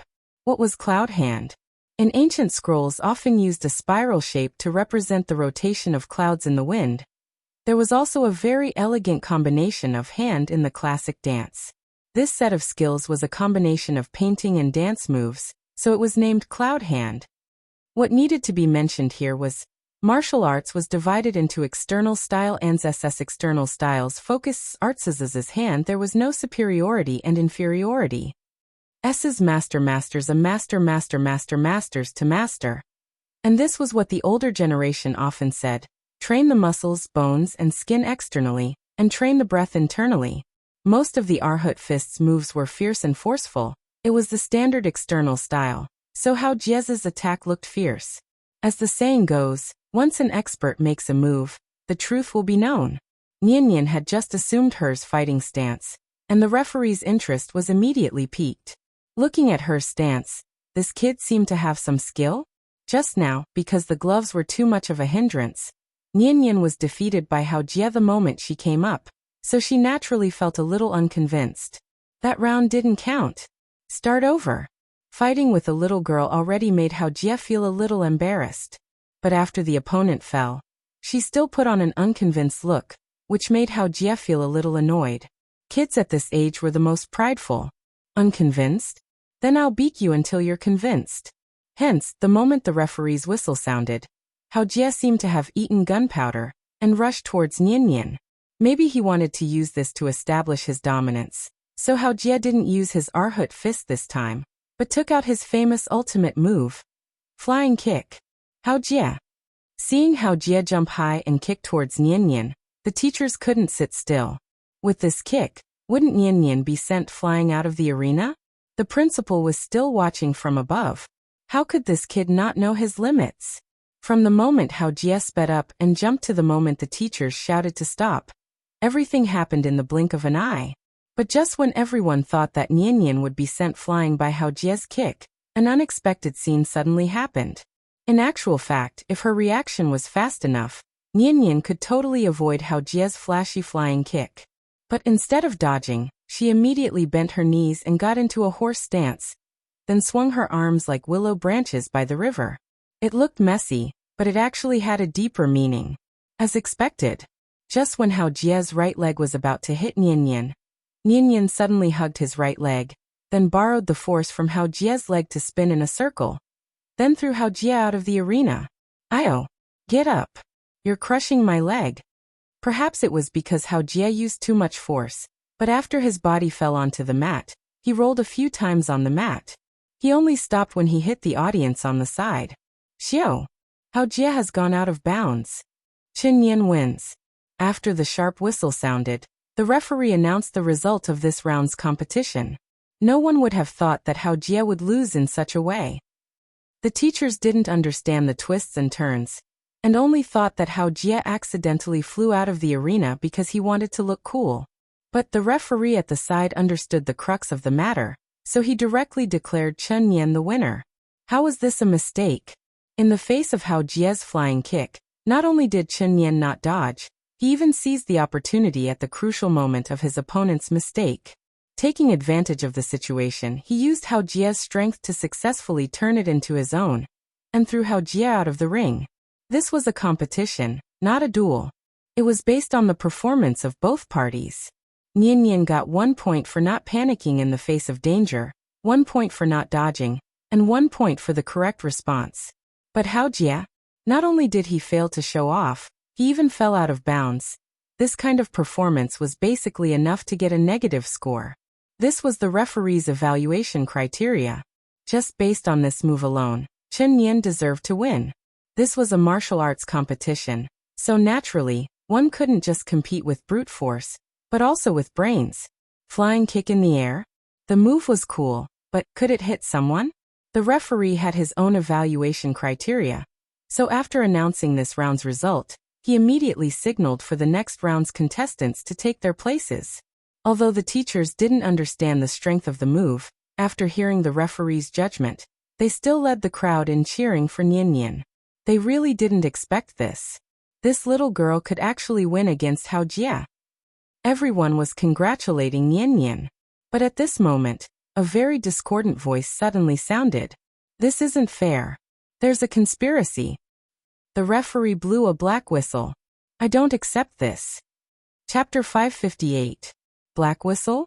Upon hearing this, even Nian could not help but turn around to take a look. Wasn't it Hao Jie who was making a ruckus? Looking at how lively and energetic he was, it was no wonder that he would be so indignant.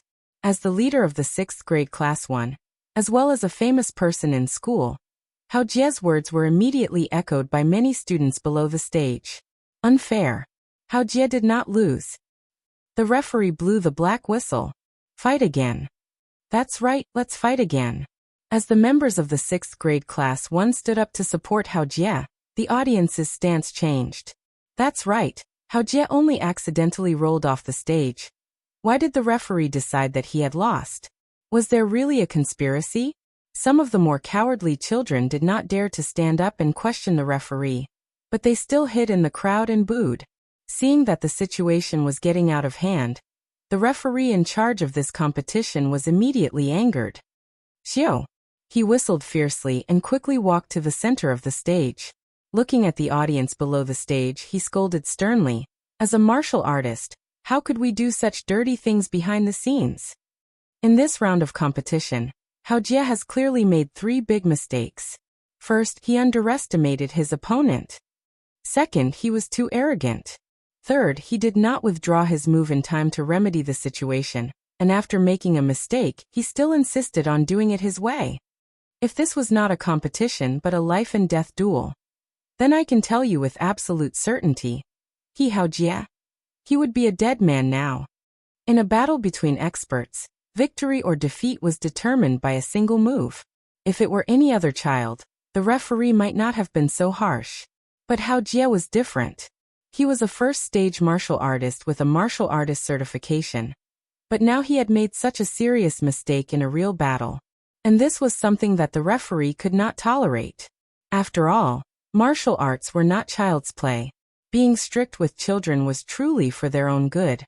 Even though Hao Jie did not understand these principles, but after seeing the referee fly into a rage in front of everyone and displaying the unique aura of a martial artist, this kid was like an eggplant that had been hit by frost. Wilted. If you can't afford to offend the referee, then you can only blame yourself for being unlucky. Hao Jie returned to the area where his class was located unhappily. Next door was Year 6 Class 2. Hearing the laughter from the class next door, Hao Jie immediately became angry. What happened? Was he so proud of winning by a fluke?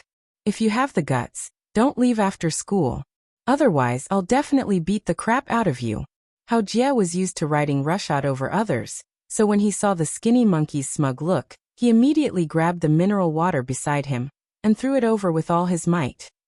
The mineral water bottle hit the skinny monkey's leg, and the skinny monkey immediately stood up angrily. Who threw it?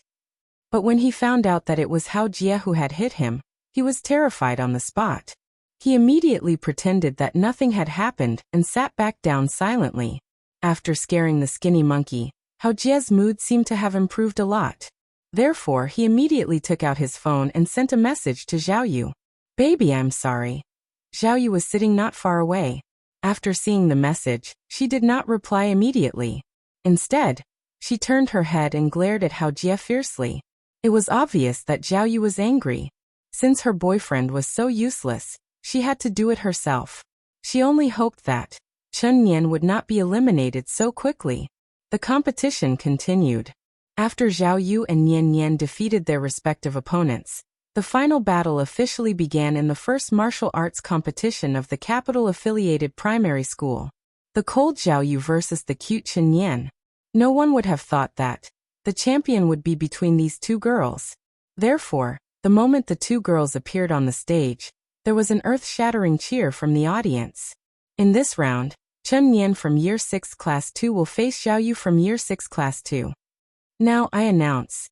The competition officially begins. Looking at the children on the stage, the form teacher of Year 6 Class 2 was so happy that she could not close her mouth. In short, no matter who won this competition, the first and second place would be on the heads of Year 6 Class 2. Therefore, before the two girls started fighting, the form teacher quickly walked to the side of the stage and whispered a few words to them, basically telling them to just do whatever they wanted. After all, they were all on the same side. It did not matter who won first place, right? It had to be said that the form teacher was taking things for granted. Xiao. Hearing the referee's whistle, Zhao Yu seemed to have transformed into a different person. With a cold face, she charged straight at Nian Nian. Zhao Yu was half a head taller than Nian Nian, so when she started fighting, her whole body emitted an extremely oppressive aura. Hey! Although the little girl looked delicate, she seemed to be even more vicious than Hao Jie when it came to fighting. In fact, before she went on stage, Zhao Yu had already made up her mind. Today, in front of everyone, she must teach this annoying girl a lesson. With Hao Jie as an example, there was no way Zhao Yu would give Nian Nian another chance. Hence, she immediately used her best move, Vajra subduing the tiger. Seeing this, Nian Nian remained calm. She immediately faced the direction of Zhao Yu's attack and raised her hand to meet it. The Arhut fist was characterized by its straightforwardness and ferocity. The Qin Shi Yin hand was characterized by its erratic movements and restraint. If one were to talk about the strength of the technique, of course, Qin Clan Yin hand would have the upper hand. However, martial arts were like knives that killed people. A martial arts expert could easily kill hundreds of people with a kitchen knife. A 3-year-old with a dragon-slaying knife might not be able to defeat anyone. The key was to see who was using the knife. Nian Nian had been learning the Qin Shi Yin hand for quite some time, but compared to Zhao Yu, there was a clear difference. Therefore, when Nian Nian raised her hand to block Zhao Yu's Vajra subduing tiger, Zhao Yu immediately used her rich combat experience to change her move, and used the Sea Descending Dragon. The so-called Sea Descending Dragon was to take a big step forward to suppress the opponent. At the same time, raise your right fist and smash the opponent's head. When had the audience on stage seen such a vicious move? Therefore, the moment Zhao Yu used this move, there was a burst of exclamations from below the stage. It had to be said that Nian Nian's combat experience was too lacking. Therefore, she did not realize Vajra Tiger subduing Vajra was just a feint. Dragon subduing Sea was Zhao Yu's real killer move. Seeing that the opponent's fist was about to hit her head, she realized that it was too late to change her move. What should she do? She was going to be beaten. Her father did not teach her how to deal with this move. At such a critical moment, Nian Nian had an idea. She stuck out her butt, bent her legs, and suddenly sat on the ground. Only then did she manage to avoid Zhao Yu's fatal punch. Aya, why are you so fierce? Mobile version of the fastest update website, M. Chapter 559. Aya, why are you so fierce? Zhao Yu wasn't the one who said that. Instead, it was Nian Nian who was sitting on the ground. Her current actions were akin to someone who was suddenly pulled out of her seat during class. She took the opportunity to sit down on the ground, barely dodging Zhao Yu's heavy punch. They were classmates, but Zhao Yu was so fierce and decisive. She really didn't treat Nian Nian as one of her own. At that moment, even the audience couldn't help but sweat for Nian Nian. Luckily, Nian Nian was quick-witted enough to defuse this move. Otherwise, if Nian Nian were to take the full brunt of Zhao Yu's punch, even if she was wearing a protective helmet, Nian Nian's vision would probably turn black and she would feel dizzy. Such a fierce and tough style instantly made the atmosphere tense. The homeroom teacher couldn't help but exhort. Friendship first, competition second. We're all classmates. A competition is a competition. You two shouldn't be too serious. The homeroom teacher seemed to think that Zhao Yu was too heavy-handed. However, although Zhao Yu's moves were fierce, there was nothing wrong with her actions. Therefore, when the homeroom teacher advised Zhao Yu to be merciful, it would make people feel that she was biased. The teacher was biased towards Chen Nian? Thinking of this, Zhao Yu suddenly felt uncomfortable. However, she was still a person who cared about her reputation. Seeing Nian sit on the ground, Zhao Yu hesitated for a moment. In the end, she gave up this great opportunity to attack and gave Nian some time to recover. So what if the teacher was biased? This was a competition. Therefore, she had to defeat Chen Nian fair and square in front of everyone. This time, Zhao Yu had to convince everyone wholeheartedly. Yo, why is this child so angry? I guess Nian must have been angry with you a lot? On the rooftop, Chen Shi expressed his opinion as he massaged the big cat. He could tell. This girl named Zhao Yu seemed to have an inexplicable hostility towards Nian. And the source of this hostility should be the so-called jealousy. Although Nian was much younger than Zhao Yu, no matter how one looked at it, Nian was much more outstanding than Zhao Yu, which was why Zhao Yu was hostile towards her. Sometimes, the hatred between girls was just that simple. When you are only a little better than others, others will be jealous of you. But when you are much more outstanding than others, others will envy you from the bottom of their hearts, and even see you as a role model. Sometimes people were just so strange. Zhao Yu's grades were not as good as Nian's. Her looks were not as good as Nian's. Even her popularity in school was not as good as Nian's. If Nian didn't sign up today, Zhao Yu could only hold her anger in. However, Nian still wanted to stand out and steal her limelight. How could Zhao Yu tolerate this? Didn't Chen Nian want to be first in everything? Then today she would let Chen Nian experience it firsthand. What it meant to be first. Nian started cultivating early, but started learning martial arts late. So in terms of martial arts strength, Nian was indeed not Zhao Yu's match.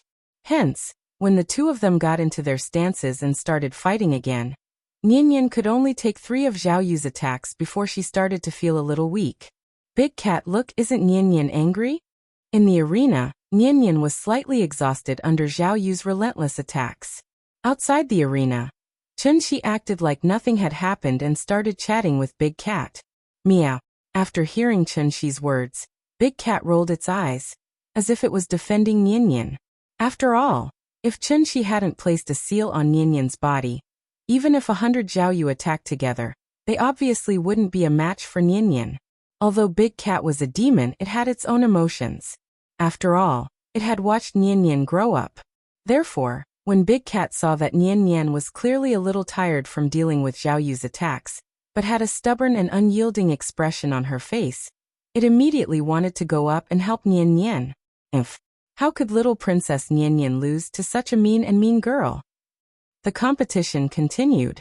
There were no mistakes in this competition, nor were there any out of bounds. There was only a lack of skill. When the referee blew the whistle for the 3rd time to ask Nian if she wanted to admit defeat, Chen Shi finally smiled in satisfaction. Because Nian rejected the referee's suggestion once again. Since she was in the arena, as long as she didn't lose, she would continue to persevere. No, I haven't lost yet. I won't admit defeat. The competition was based on points. As long as Nian was hit by Zhao Yu once more, the result of this competition would be decided. Looking at Nian's stubborn and unconvinced look, Zhao Yu couldn't help but sneer. She was already confident of winning. However, just as she readied herself and was ready to completely end this competition, Chen Shi on the rooftop smiled and snapped his fingers. Pa. At that moment, Chen Shi was like Iron Man wearing the Infinity Glove. He was just short of saying the classic line to Nian himself. I love you 3,000 times. Translation. I love you 3,000 times. In fact, Chen Shi didn't care about the result of this competition at all. No matter who won or lost, it was just a trivial matter to Chen Shi. What he really cared about, in fact, it was Nian's attitude towards this competition. From Nian's eyes, Chunxi saw the spirit of not admitting defeat. Nianyan wanted to win. This had nothing to do with personal resentment. It wasn't because she had any vanity or utilitarian heart. It was because she wanted to prove herself through hard work. Nianyan was constantly knocked down, but she kept getting up. From the beginning to the end, her eyes were so firm. This was the first time Nianyan fought with someone. Chunxi could accept her falling, but he couldn't accept that she couldn't get up after falling. Therefore, when Nianyan firmly said that she hadn't lost, Chunxi couldn't help but smile with satisfaction. A snap of his fingers. A layer of seal. And this was Nianyan's real strength. She wanted to win. He had won fair and square, in a grand and glorious manner. Feeling the cool feeling constantly gushing out from her abdomen, Nianyan suddenly froze in place. This feeling was so strange. It was icy cold. So comfortable. Thinking of this, Nianyan couldn't help but reach out and rub her stomach. When she raised her head again, she found that Zhao Yu had rushed in front of her. It was still the same set of moves that she was familiar with. Vajra subduing the tiger. The momentum was overwhelming. But this time, Zhao Yu's movements were like a slow-motion scene with upgraded special effects. Every move was seen by Nianyan. Therefore, she slowly reached out her left hand and directly grabbed Zhao Yu's right wrist. Then, she did what her father usually taught her. She twisted her hips, turned her waist, lowered her elbow and pressed her wrist. This set of movements was like moving clouds and flowing water. She easily grabbed Zhao Yu and threw her aside. Chapter 560. Whoosh. I announce. The winner of this round is Chen Nian. With the sharp whistle, the first martial arts competition of the capital-affiliated primary school finally came to an end. R. A. N. W. N. W. W. W. R. A. N. W. E. N. A. C. O. M. Then Nianyan was pushed to the rostrum by her homeroom teacher, much to the surprise of all the teachers and students. She looked at the shiny gold trophy in Nianyan's hands, then at the dull silver trophy in her own hands. At that moment, tears of resentment and unwillingness flowed down Zhao Yu's cheeks. She couldn't accept it. But so what if she couldn't accept it? She had been so close to ending the competition. But just as the winner was about to be revealed, Chen Yan seemed to have taken a stimulant. She exploded with power that could make anyone feel despair. It was terrifying. Zhao Yu would never have thought that, in Nianyan's small body, there was actually an accumulation of vital essence comparable to that of a foundation establishment cultivator. Chunxi had only torn a small crack in the seal. And the true essence that had been accumulated for a long time made Zhao Yu experience what despair was. In the face of absolute power, all techniques were futile. The judges had noticed the change in Nianyan, but with their current knowledge they couldn't see through it.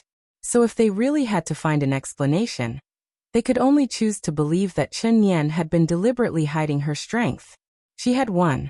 He had won fair and square, in a glorious manner. Although Nianyan didn't know why she had won, it didn't affect her good mood. She wanted to give this trophy to her father. Her father would be happy for her. Thinking of this, Nianyan's smile became even brighter. With the good mood after winning the championship, Nianyan returned to the classroom happily with the support of a group of students. Now she just had to wait for the teacher to reward her. The teacher had said before that any student who could get a place in the sports meet could make a wish in public, and then the whole class would work together to fulfill it. In short, as long as this wish is not too ridiculous, the teacher will try his best to fulfill it for everyone. It was rare to see the teacher being so generous, so as soon as the students returned to the classroom, they gathered in groups of 3 to 5 and started discussing. As the host of the games, Nianyan had not participated in any events before. However, she had won the championship in the martial arts competition, so she had a chance to fulfill her wish. Therefore, after the little girl returned to her seat with the trophy, she began to think about what she should wish for later, just like the other students. Do you want snacks? Or do you want toys? Or was it a souvenir? This was the reward Nianyan deserved for bringing honor to the class, so she naturally had to think about it carefully. But just as she was hesitating, a familiar figure suddenly appeared in front of her and completely disrupted her train of thought. It was Li Tangyue. At this moment, Nianyan suddenly realized, It seemed that she hadn't seen Li Tangyue for a long time. Where has she been these past few days? Thinking of this, Nian put down the trophy in her hand, then reached out and patted Li Tangyue's arm, and asked with a puzzled expression, "Where have you been these past few days? Why haven't I seen you?" Hearing this, a strange expression flashed across Li Tangyue's face. As if she had just been a thief, she looked around and made sure that no one was paying attention to her. Then she replied hesitantly, "I didn't sign up for the competition, so of course you couldn't see me." Oh, okay. Nian didn't doubt her. After hearing Li Tangyue's answer, she handed the trophy in her hand to Li Tangyue and said proudly, "Look, my trophy. Isn't it beautiful?" Perhaps because the sports meet was held every year, there were no trophies for other events. Only the top 3 of the martial arts competition had trophies. This was the gold trophy that only the champion could have. Although the workmanship was a bit rough, it was special, wasn't it? Didn't Li Tangyue not sign up for the competition? Therefore Nian wanted to share her happiness with her, so she directly stuffed the trophy into Li Tangyue's hands. "This is the trophy I got after I defeated Zhao Yu. Hers is silver, mine is gold. She was defeated by me. If she dares to bully you in the future, I'll throw this trophy at her face. Humph, I'll anger her to death." Nian hooted with a smug expression. She felt that she had helped Li Tangyue vent her anger. However, after Li Tangyue heard this, the expression on her face was still a little strange. At this time, Nian finally noticed Li Tangyue's abnormality, so she immediately went over and asked with concern, "Li Tangyue? What's wrong with you? Are you feeling unwell?" "I'm fine." Seeing that Nian was so concerned about her, Li Tangyue's face finally revealed a smile. "Thank you, Nian." Seeing that Li Tangyue finally smiled, the smile on Nian's face suddenly became much brighter. Because the homeroom teacher went to the office to collect the award, when the students returned to the classroom, they gathered in groups of 3 to 5 and whispered to each other, so the entire classroom was a little noisy. They were still in class, wasn't they? Therefore, after a few simple words with Li Tangyue, Nian wanted to get up to maintain class discipline. However, at this time, Skinny Monkey-like's voice suddenly sounded from the back door of the classroom. "Big news! Big news! Everyone quiet down and listen to me." Skinny Monkey-like's voice was very loud and his expression was very exaggerated. Therefore, as soon as he entered the classroom, he attracted the attention of the entire class. "I just saw an announcement on the bulletin board. It was posted by the sports meet inspection team. The announcement said that someone in our class has repeatedly violated discipline. Guess, who is this person?" After hearing Skinny Monkey-like's words, a few students immediately asked with righteous indignation, "Who is it? Isn't this dragging our class down?" The sports meet inspection team. As the name implied, it was a special team responsible for maintaining order and inspecting the hygiene of each class during the sports meet. Since the inspection team issued an announcement, it meant that the student who was criticized did indeed make a big mistake. If this wasn't tarnishing the reputation of the class, then what was? Everyone was doing their best for the honor of the class, but this rat shit secretly tarnished the reputation of the class. Who could accept this? Therefore, the students of grade 6 class 2 were like ignited barrels of dynamite, exploding in an instant. "Who is it? Who did it? Why aren't you standing up?" Skinny Monkey-like hesitated for a moment before suddenly pointing to the front of the classroom. Then he said with certainty, "Li Tangyue. She did it." Chapter 561. Li Tangyue. She did it.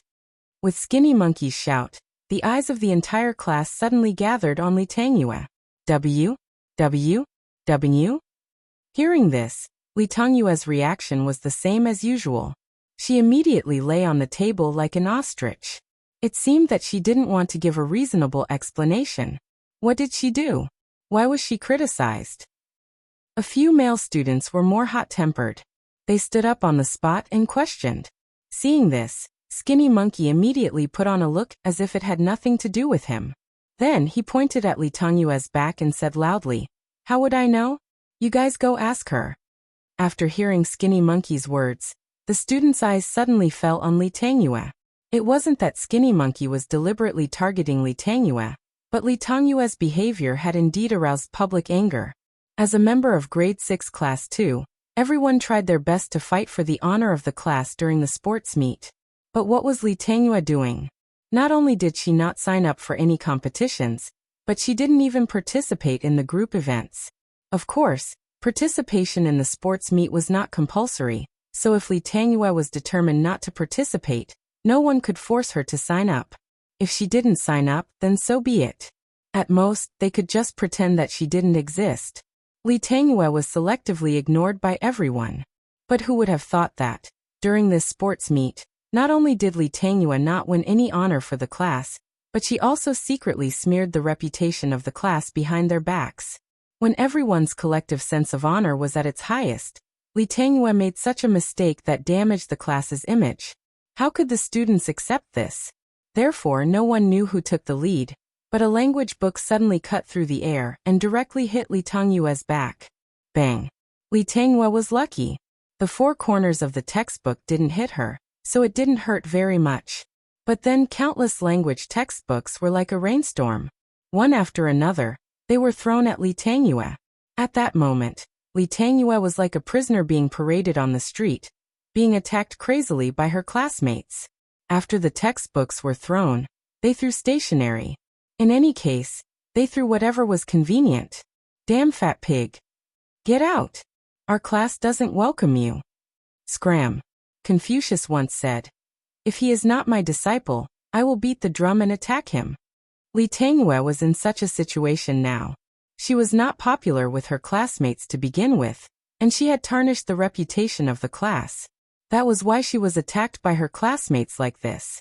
Nian was sitting next to Li Tongyue. Perhaps someone's hand accidentally shook, so one of the textbooks that were originally thrown at Li Tongyue suddenly flew to her head. One had to know that Nian was also hot-tempered now. So before the textbook hit her, she reached out and knocked the textbook down. Then, she stood up and shouted at the class, "Stop. What are you doing?" Nian flipped out again. But this time, her bravery did not help at all. The students were still throwing things at Li Tongyue, and kept shouting that Li Tongyue should be kicked out of class too. Seeing this, Nian didn't know where she got the strength from. But she suddenly slammed her hand on the desk. Bang! The loud sound shocked everyone present. Everyone looked carefully and realized that Nian's desk had been broken by her slap. One had to know that this was not a rotten wooden desk in a village primary school. Chun Nian was actually able to break this iron desk with a single slap. The noisy classroom finally quietened down. For a moment, everyone could not help but keep quiet out of fear. The situation was finally under control. Nian hurriedly glanced at the class before quickly walking to Li Tongyue's side. However, just as she was about to ask if Li Tongyue was injured, the voice of the head teacher suddenly came from outside the classroom. "What are you doing? Whose books are these? Why are they all thrown in the corridor? Do you not want to go to class?" After seeing the textbooks thrown all over the floor, the teacher's face immediately darkened. Therefore, as soon as he walked into the classroom, he slammed the certificate in his hand on the podium. "Speak. What's going on? What were you arguing about just now?" After hearing the teacher's voice, the students who were still excited just now suddenly went silent. At this moment, Zhao Yu's voice suddenly rang out in the silent classroom. "Teacher, Li Tongyue has been criticized by the school." It had to be said that this girl was indeed quite scheming. It was just a simple statement, but not only did it successfully divert the teacher's attention, but it also instantly pulled Li Tongyue back into the spotlight. After saying that, Zhao Yu even glared at Nian as if to show off. However, what Zhao Yu did not expect was, after hearing her words, the teacher only nodded slightly. There was not much reaction on his face. "Yes, I know." It turned out that when he was receiving the certificate in the office just now, the teacher had already heard the news from others. The entire school was criticized. It was not that Li Tongyue stole anything or hit someone during the sports meet. It was because Li Tongyue was unlucky to be caught by the inspection team 3 times in a row. As everyone knew, although they could move freely during the sports meet, they could not leave the class for too long. Perhaps it was because she was too fat. Li Tongyue had always been afraid of participating in the sports meet. Therefore, as soon as the sports meet began, she returned to the classroom alone to hide. This kind of behavior was absolutely not allowed by the school. When the inspection team caught Li Tangyue for the first time, she was fooled by the excuse of taking something. In the end, she was caught by the inspection team again the next day. This time, she could not fool them. After being reprimanded by the inspection team, Li Tangyue did not dare to stay in the classroom anymore. Instead, she hid on the rooftop. She hid like this for 3 days. She could not ask for leave, nor did she dare to show her face. Because as soon as she showed her face, her classmates would laugh and ask her to participate in the shot put event. "You're so fat, you must be very good at throwing shot put, right?" Li Tangyue was really under a lot of psychological pressure. However, the inspection team's teacher did not care about this. Therefore, when she was caught by the inspection team for the 3rd time on the rooftop, the teacher mercilessly recorded the name Li Tangyue in the inspection report. Her behavior was extremely bad and must be criticized by the entire school. Although Li Tangyue's behavior destroyed the collective image of the 6th grade class too, it also affected the performance of the form teacher. However, from the teacher's point of view, the form teacher could still understand Li Tangyue's behavior, so he did not want to pursue this matter too much. The teacher could understand Li Tangyue's behavior and motivation, but this did not mean that the students could understand. Therefore, after seeing the teacher's indifferent expression, the few students who had been the most vocal immediately stood up with angry faces. "Teacher, can you kick Li Tangyue out of our class? We don't welcome her." Chapter 562. Being ostracized was not a spur of the moment, but an accumulated disgust. Li Tangyue herself did not do anything wrong, but her image had a very bad impact on grade 6 class too. So much so that when the students in the class went out to the toilet, they might be asked by the students in the next class, "Is there a very, very fat girl in your class?" Perhaps this was just idle chatter, but in the ears of those who heard it, it was no less than a taunt. It was as if Li Tangyue's existence really pulled down the status of the entire class 2 of grade 6. Because of this, many students had been dissatisfied with Li Tangyue for a long time. "Big fool. Damn fat woman. Ugly monster." However, scolding was one thing. Li Tangyue was used to being cautious. She would not have conflicts with anyone at all. So the students at most disliked her, but did not rise to the point of shouting and killing. If Nianyan's childhood was colorful, then Li Tangyue's childhood was obviously gray. From the moment she fell ill, she was subconsciously marginalized by everyone. Of course, if she could continue to be marginalized, wouldn't that be a good thing for Li Tangyue? She was not used to being the center of attention. So she was like an ostrich, burying her head in her arms, thinking that she could hide herself this way. But, no matter how Li Tangyue tried to escape, she could not avoid the fact that she was a member of this class. Therefore, from the moment Li Tangyue was criticized by the entire school, she was destined to be abandoned by the collective will. Do not underestimate the will of a collective, especially a collective formed by 11 or 12-year-old children. Li Tangyue had smeared the reputation of the class, so she had to get out of this class. This was a decision made by the collective will, and even the form teacher could not stop it. Therefore, when the first student shouted for Li Tangyue to get out of grade 6 class 2, the classroom, which was originally quiet, suddenly became lively again. "Teacher, quickly chase Li Tangyue out. We don't welcome her. She's too bad." Not only did she not win glory for the class, but she also secretly smeared the reputation of the class. "Our class does not welcome such a person. That's right. Get out." In the end, the students spontaneously shouted in unison, "Li Tangyue, get out! Li Tangyue, get out! Li Tangyue, get out!" This was the power of collective will. The homeroom teacher was over 30 years old this year.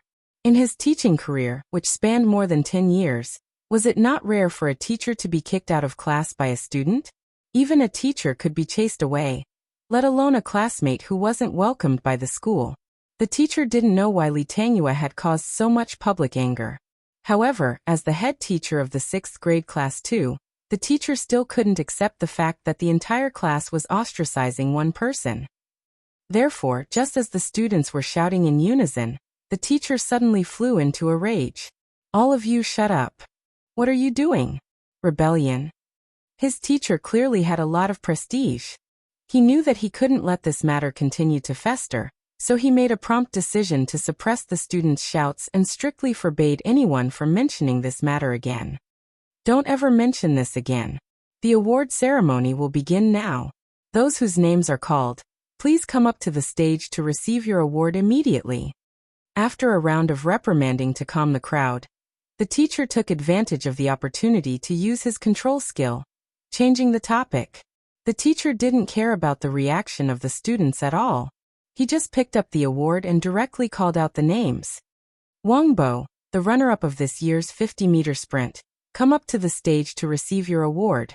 After being called out by the teacher, the boy named Wang Bo hesitated for a moment before going up to the stage to receive his award. What are you all waiting for? Clap. Seeing that the atmosphere wasn't very lively, the teacher took the lead to clap. It had to be said that, the older the ginger, the spicier it was. With this set of changing the topic, and attacking one by one combo, the situation that was originally on the verge of getting out of control was suddenly controlled by the teacher. The award ceremony proceeded in an orderly manner. Everyone seemed to have forgotten what had just happened. Those who received the award, those who applauded clapped, and no one clamored for Li Tangyue to get out of the 6th grade class too. Okay, have you all received your award? Now fill out the award wish card. The money will be paid for by the class, so don't go too far. Let me think. Are you all playing King's Glory? How about this? The student who wins the award can choose any skin that costs less than 888 points of coupon. As for the students who don't play games, they can also choose an item of similar value. What do you think? 888 points of coupon, which was 8 yuan. It wasn't expensive, but it hit the sweet spot of the entire class. What did elementary school students like the most? Wasn't this King of Glory? Therefore, when this proposal came out, the atmosphere was immediately pushed to the climax. This time, the students really forgot about Li Tangyue's incident. They turned to excitedly discuss the contents of the award. What kind of skin should they choose? Guan Yu's Charging War God or Monkey King? The students seemed to be a little excited. They kept scribbling on their wish cards, afraid that they would waste this opportunity. But at this moment, a very discordant voice suddenly sounded in the classroom. Teacher, I don't want a skin and I don't want a toy. After hearing this voice, the teacher looked up and found that the person who spoke was actually Chen Yan. What? Then what do you want? As the champion of this martial arts competition, Nian Yan naturally received more honor than everyone else. The teacher had previously considered increasing the reward for the champion, but due to the limited class fees, he could only give up on this idea. Like all the winners, Nian Yan also received a chance to fulfill her wish. This wish could be a game skin or a cultural toy. But however, she had made a wish that was different from the others, so much so that everyone, including the teacher, was stunned. Teacher, my wish is, I hope that everyone will stop bullying Li Tangyue. At this point, Nian Yan actually stood up from her seat with a look of excitement. Maybe I shouldn't use the word pitiful to describe her. But, she's really pitiful. Why? Why do you all bully her? What did she do wrong? You all said that she brought shame to the class. But if it weren't for you all laughing at her, why would she deliberately violate the school rules and secretly hide in the classroom to be caught by the inspection team? It turned out that while the teacher was giving out the award, Nian Yan understood what happened from Li Tangyue. She heard Li Tangyue's inner voice, so she could empathize with Li Tangyue's experience. All this time, Li Tangyue had been silently enduring everything. She thought that as long as she kept her head down and didn't say anything, all the suffering would slowly dissipate with the wind. Just like what happened just now, her teacher had only used a game skin, and was able to neutralize a powerful encirclement and annihilation into nothingness. Look at their indignant expressions just now. Looking at how happy they were right now. Nian Yan really couldn't take it anymore. At this moment, she really wanted to ask everyone present, what do you think? Was Li Tangyue wrong? Or was the world wrong? Why? I only found a problem when I looked at the comments. Haven't you all had the experience of chasing a teacher off the stage? Not only did you ask the teacher to leave, But it was also very common to ask your classmates to leave. I personally experienced it 3 times, twice in my own class, and once in the next class. So I think the probability of this happening should be very high, right? Mobile version updated the fastest website, Chapter 563. If she were to use a certain celebrity's catchphrase as a primer, it would be, "My wish is for world peace." Nian wasn't that noble and noble. At such a young age, she probably wouldn't be able to understand what world peace was. She just didn't want to see Li Tangyue being bullied by others. Why? Why did everyone bully her? Just because she was fat? Just because she was a coward? Just because she smelled bad at all times? That smell was indeed unpleasant. But Li Tangyue didn't want it to be like this. It was worth mentioning here that children with non-alcoholic fatty liver were prone to multiple vitamin deficiencies, including glossitis, angular cheilitis, ecchymosis, hyperkeratosis, and so on. They were also prone to loss of appetite and sweating profusely. The essence of severe cirrhosis was severe hepatitis, and inflammation would cause bad breath and body odor. Patients naturally couldn't bathe as frequently as normal people, so Li Tangyue smelled bad at all times. This was also the main reason why no one was willing to get close to her, let alone become friends with her. Not only was she ugly, but she also smelled bad. Who could stand that? Probably only Nian, who had her own body fragrance, was immune to this smell. Li Tangyue knew that she had bad breath and body odor, so she usually covered herself tightly with her autumn school uniform and wouldn't speak easily. It was clearly just a physical illness, but now it was more like a mental illness. Nian really didn't understand. Weren't patients a vulnerable group? But why did everyone ostracize her, bully her, and even take pleasure in it? The teacher had already heard about the students ostracizing Li Tangyue.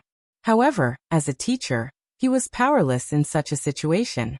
This was the collective will of the 6th grade class too. Even as the actual leader of this group, he couldn't forcefully change this will. The only thing the teacher could do was to give Li Tangyue some extra help, such as taking care of Li Tangyue in her studies or psychological counseling. After all, she could only rely on herself to get rid of the shadow of her childhood. Is this your wish? After hearing Nian's words, the teacher couldn't help but have a flash of admiration on his face. Finally, someone stood up for Li Tangyue. Thus, the teacher took this opportunity to seriously brainstorm the entire class. Did you all hear what Nian said? I don't know who took the lead to kick Li Tangyue out of our class just now, and I don't want to find out who took the lead. I just hope that you can understand.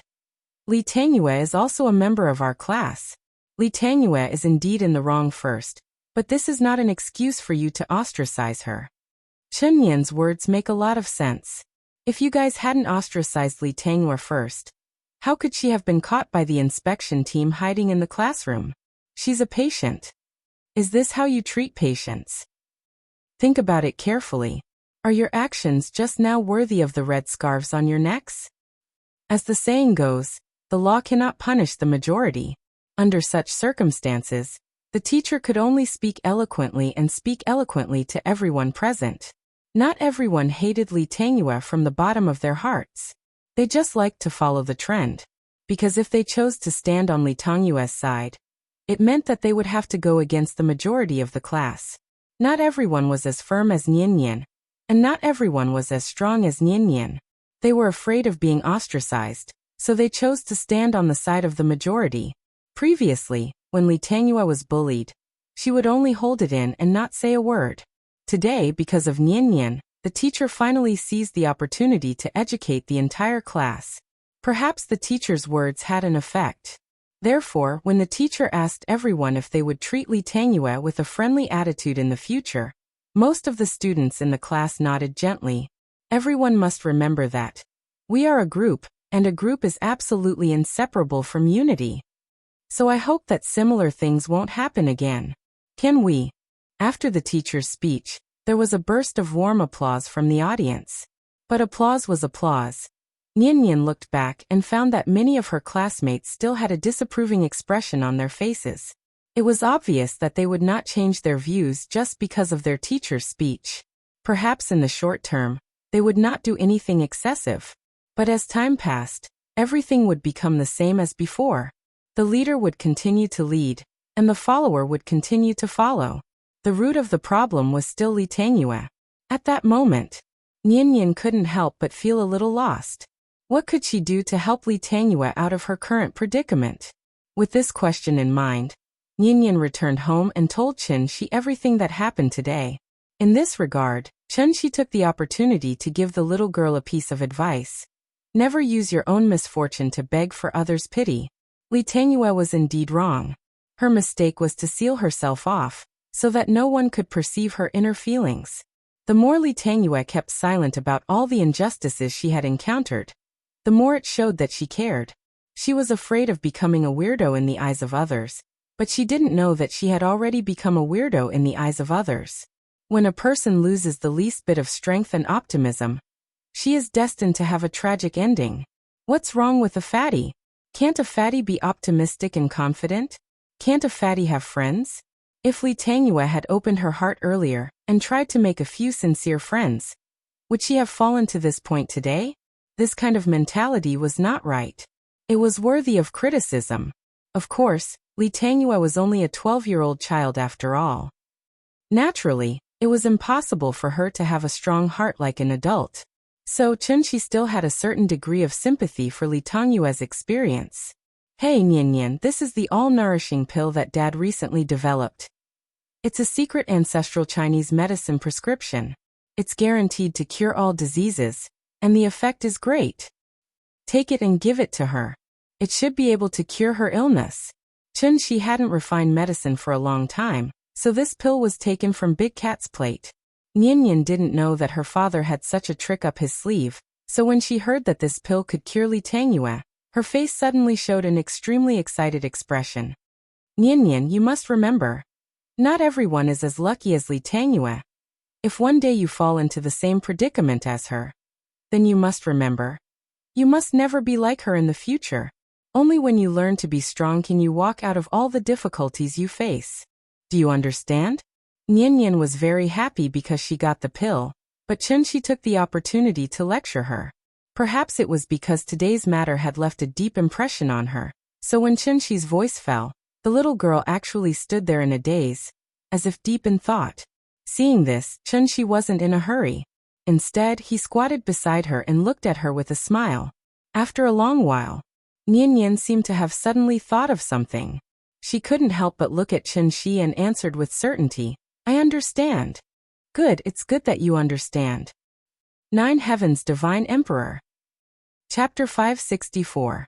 In the blink of an eye, it was winter in Shangjing. There were 2 types of winters in Shangjing. One was a sunny day when the sun was shining, and the other was a cloudy day when it was about to snow. When it was sunny, the sky was blue, just like the windows that the family cleaned during the new year. It was clean and transparent. Looking up at the sky from the ground, the clouds were like ethereal white ribbons, fluttering above one's head. It was a kind of lofty and cold beauty. The cold northwest wind blew, blowing away the haze above the city and the coldness in people's hearts. This was probably the reason why Nian liked winter so much. Only in winter would this little girl, wrapped in a thick quilted jacket, act like she used to. She didn't care about her image as an official. As long as she saw the snow piled up to a certain height in the corner of the wall, she would jump up high and then sit down heavily on it.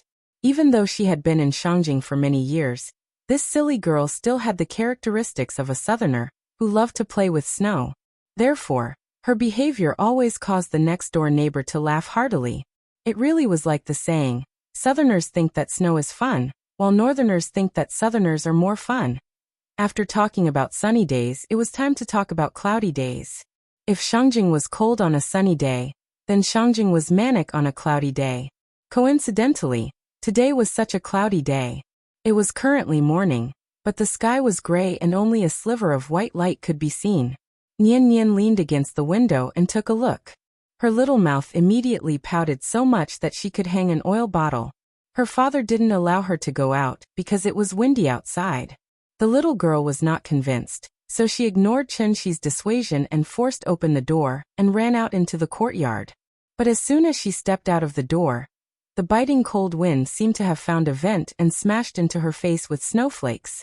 What entered her eyes was a vast expanse of white, making it hard for her to open her eyes. If it was only raining and not windy, then Nian could carry her textbooks to the courtyard and enjoy the snow while studying. Wasn't this a very artistic matter? She might even be able to comprehend some incredible principles of heaven and earth from it. Speaking of which, Nian had reached the age where she loved to fantasize. In fact, to ordinary people, Shangjing was just a slightly bigger city. However, after carefully observing the surroundings, one would discover that in a place like Shangjing, there was no trace of the childlike atmosphere of one's hometown. It operated in an orderly manner. Even though many cultural places were forcibly created for people to reminisce about, it still gave people a sense of discomfort. Everything here seemed so deliberate. Even if an outsider lived here for 10 or 20 years, they would never be able to truly become a citizen of Shangjing. Perhaps when the last batch of Shangjing natives gradually grew old, the stories in those old alleys would slowly dry up with time, right? The wind outside was too strong, so Nian couldn't go out. Chun-Shi took the remote control and accompanied her to watch the Heaven Sword and Dragon Saber. Didn't her Xinxi Nian's Nine-Yang divine art come from here? Thus, not long after the TV started, Nian was completely immersed in it. When she was in high spirits, this silly girl would even excitedly stand on the bed and dance her arms and legs to imitate the moves on TV. Hey, father, take this. Eat my Xianming divine palm. Hey, don't move. Father, you're frozen by me. Ha ha ha ha ha. Now that martial arts were popular, the students in the class would occasionally exchange a few moves with each other. Naturally, Nian was no exception. However, she was after all a girl, and at the same time, she was also the class monitor of the 6th grade class too. Thus, she naturally couldn't be like the others who fooled around with each other. Thinking about it, only in front of Chun-Shi could she be like the other children and show her innocent side without any hindrance. Nian excitedly jumped around on the bed. Chun-Shi sat on the edge of the bed with a fatherly smile on his face. The cold wind whistled outside the room, but the room was warm and harmonious. The only thing that made people feel a little regretful was that Ying was still in closed-door cultivation. No one knew when she would successfully break through to the golden core stage. Because of this, Nian even moved next door to live with Chun-Shi. Father, when will mother finish revising her homework? It feels like she hasn't been out for a long time. Perhaps it was because the hearts of father and daughter were connected. So when Chun-Shi thought of Qin Ruoying, Nian had already opened her mouth to ask. Should be soon. Don't worry, don't worry. Chun-Shi didn't give a definite answer. After all, core formation was like childbirth. Even if you knew that the child was already pregnant, you couldn't be sure exactly when the child would be born. Of course, cesarean section was an exception.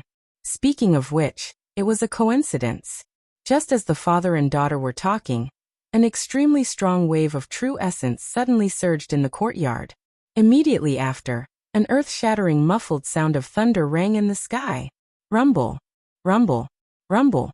The rolling thunder suddenly sounded. Even though they were separated by a window, Nian was shocked. It's thunder. Father, it's thunder. Is it going to rain? In the middle of winter? There's actually thunder. Nian was now a top student, so she clearly remembered that her natural science teacher once said that the formation of thunderclouds generally required two conditions, which were sufficient water vapor and intense convective movement.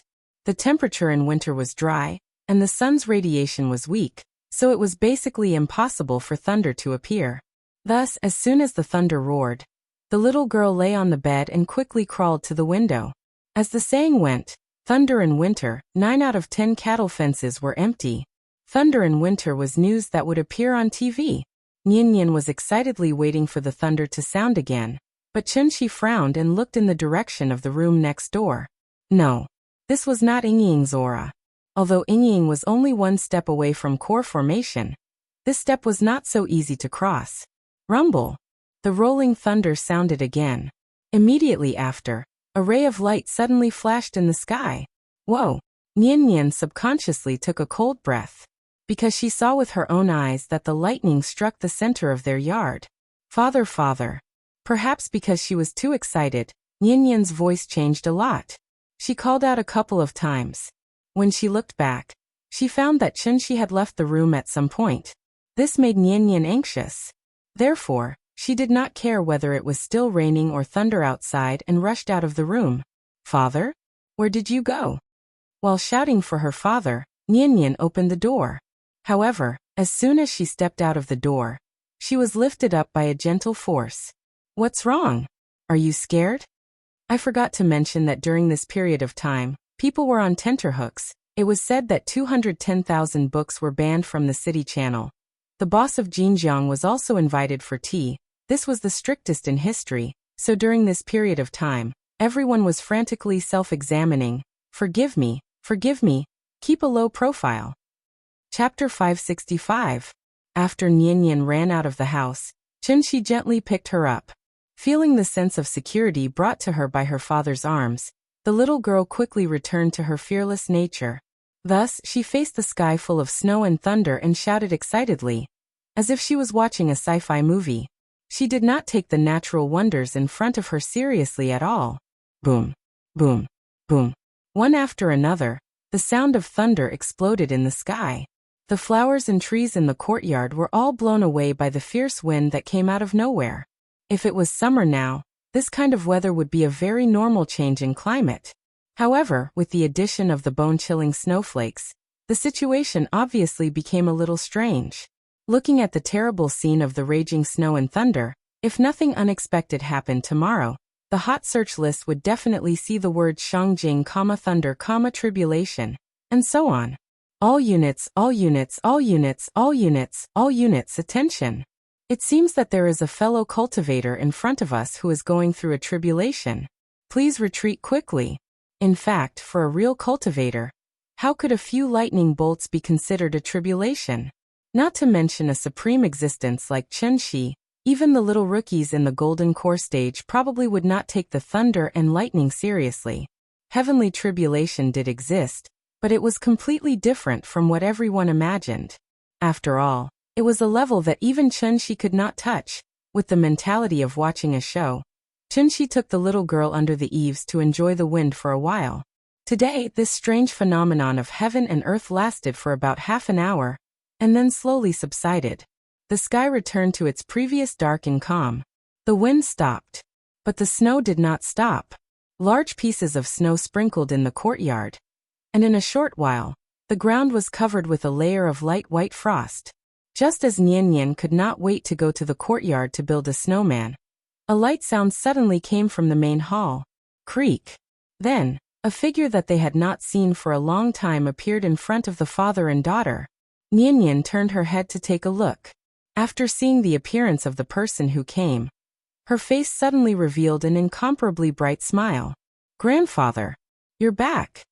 The person who came was Qin Yongyan, who had disappeared for a long time.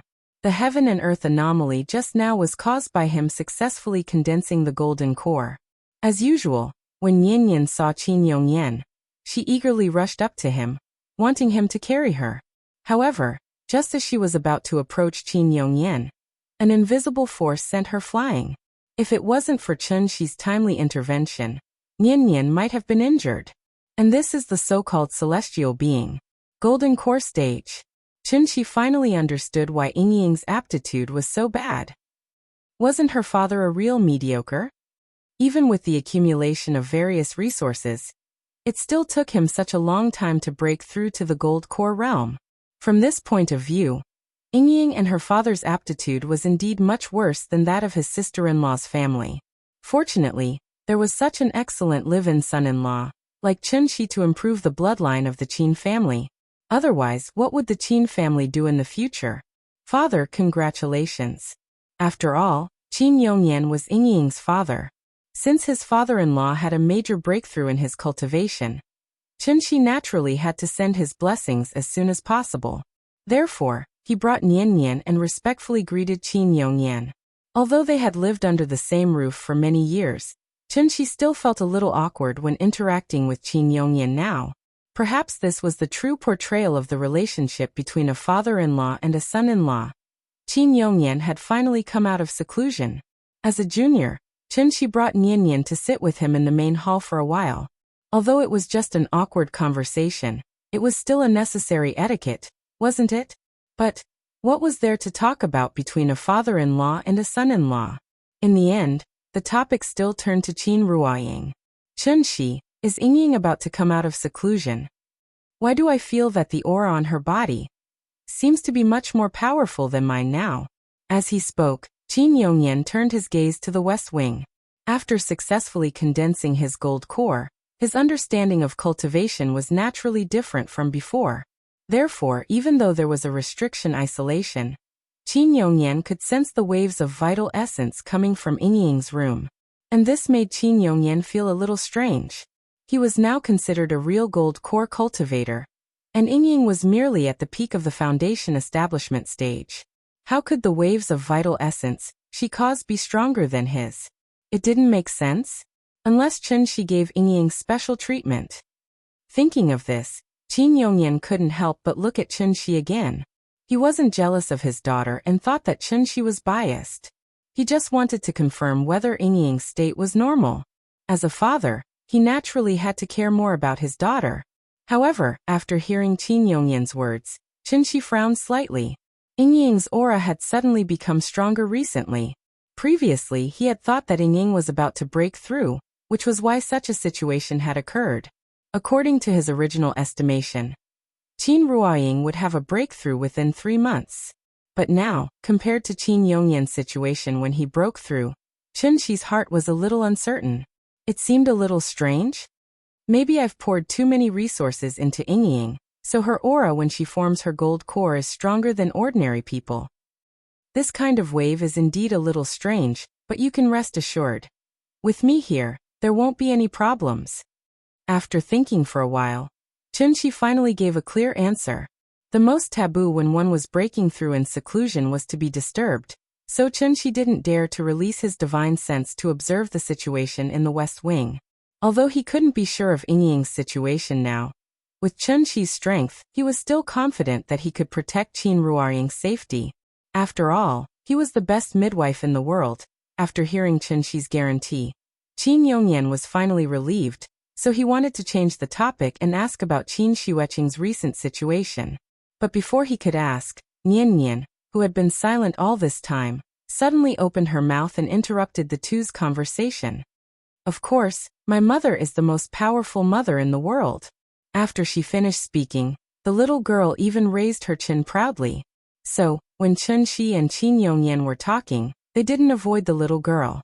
Although she couldn't understand their conversation, she could roughly understand the meaning of their words. The general meaning was, Mother is very powerful. She scared father and grandfather. Therefore, this little girl couldn't wait to jump out and show off, and at the same time, emphasize her existence. Note, have you forgotten that I've been banned 3 times before?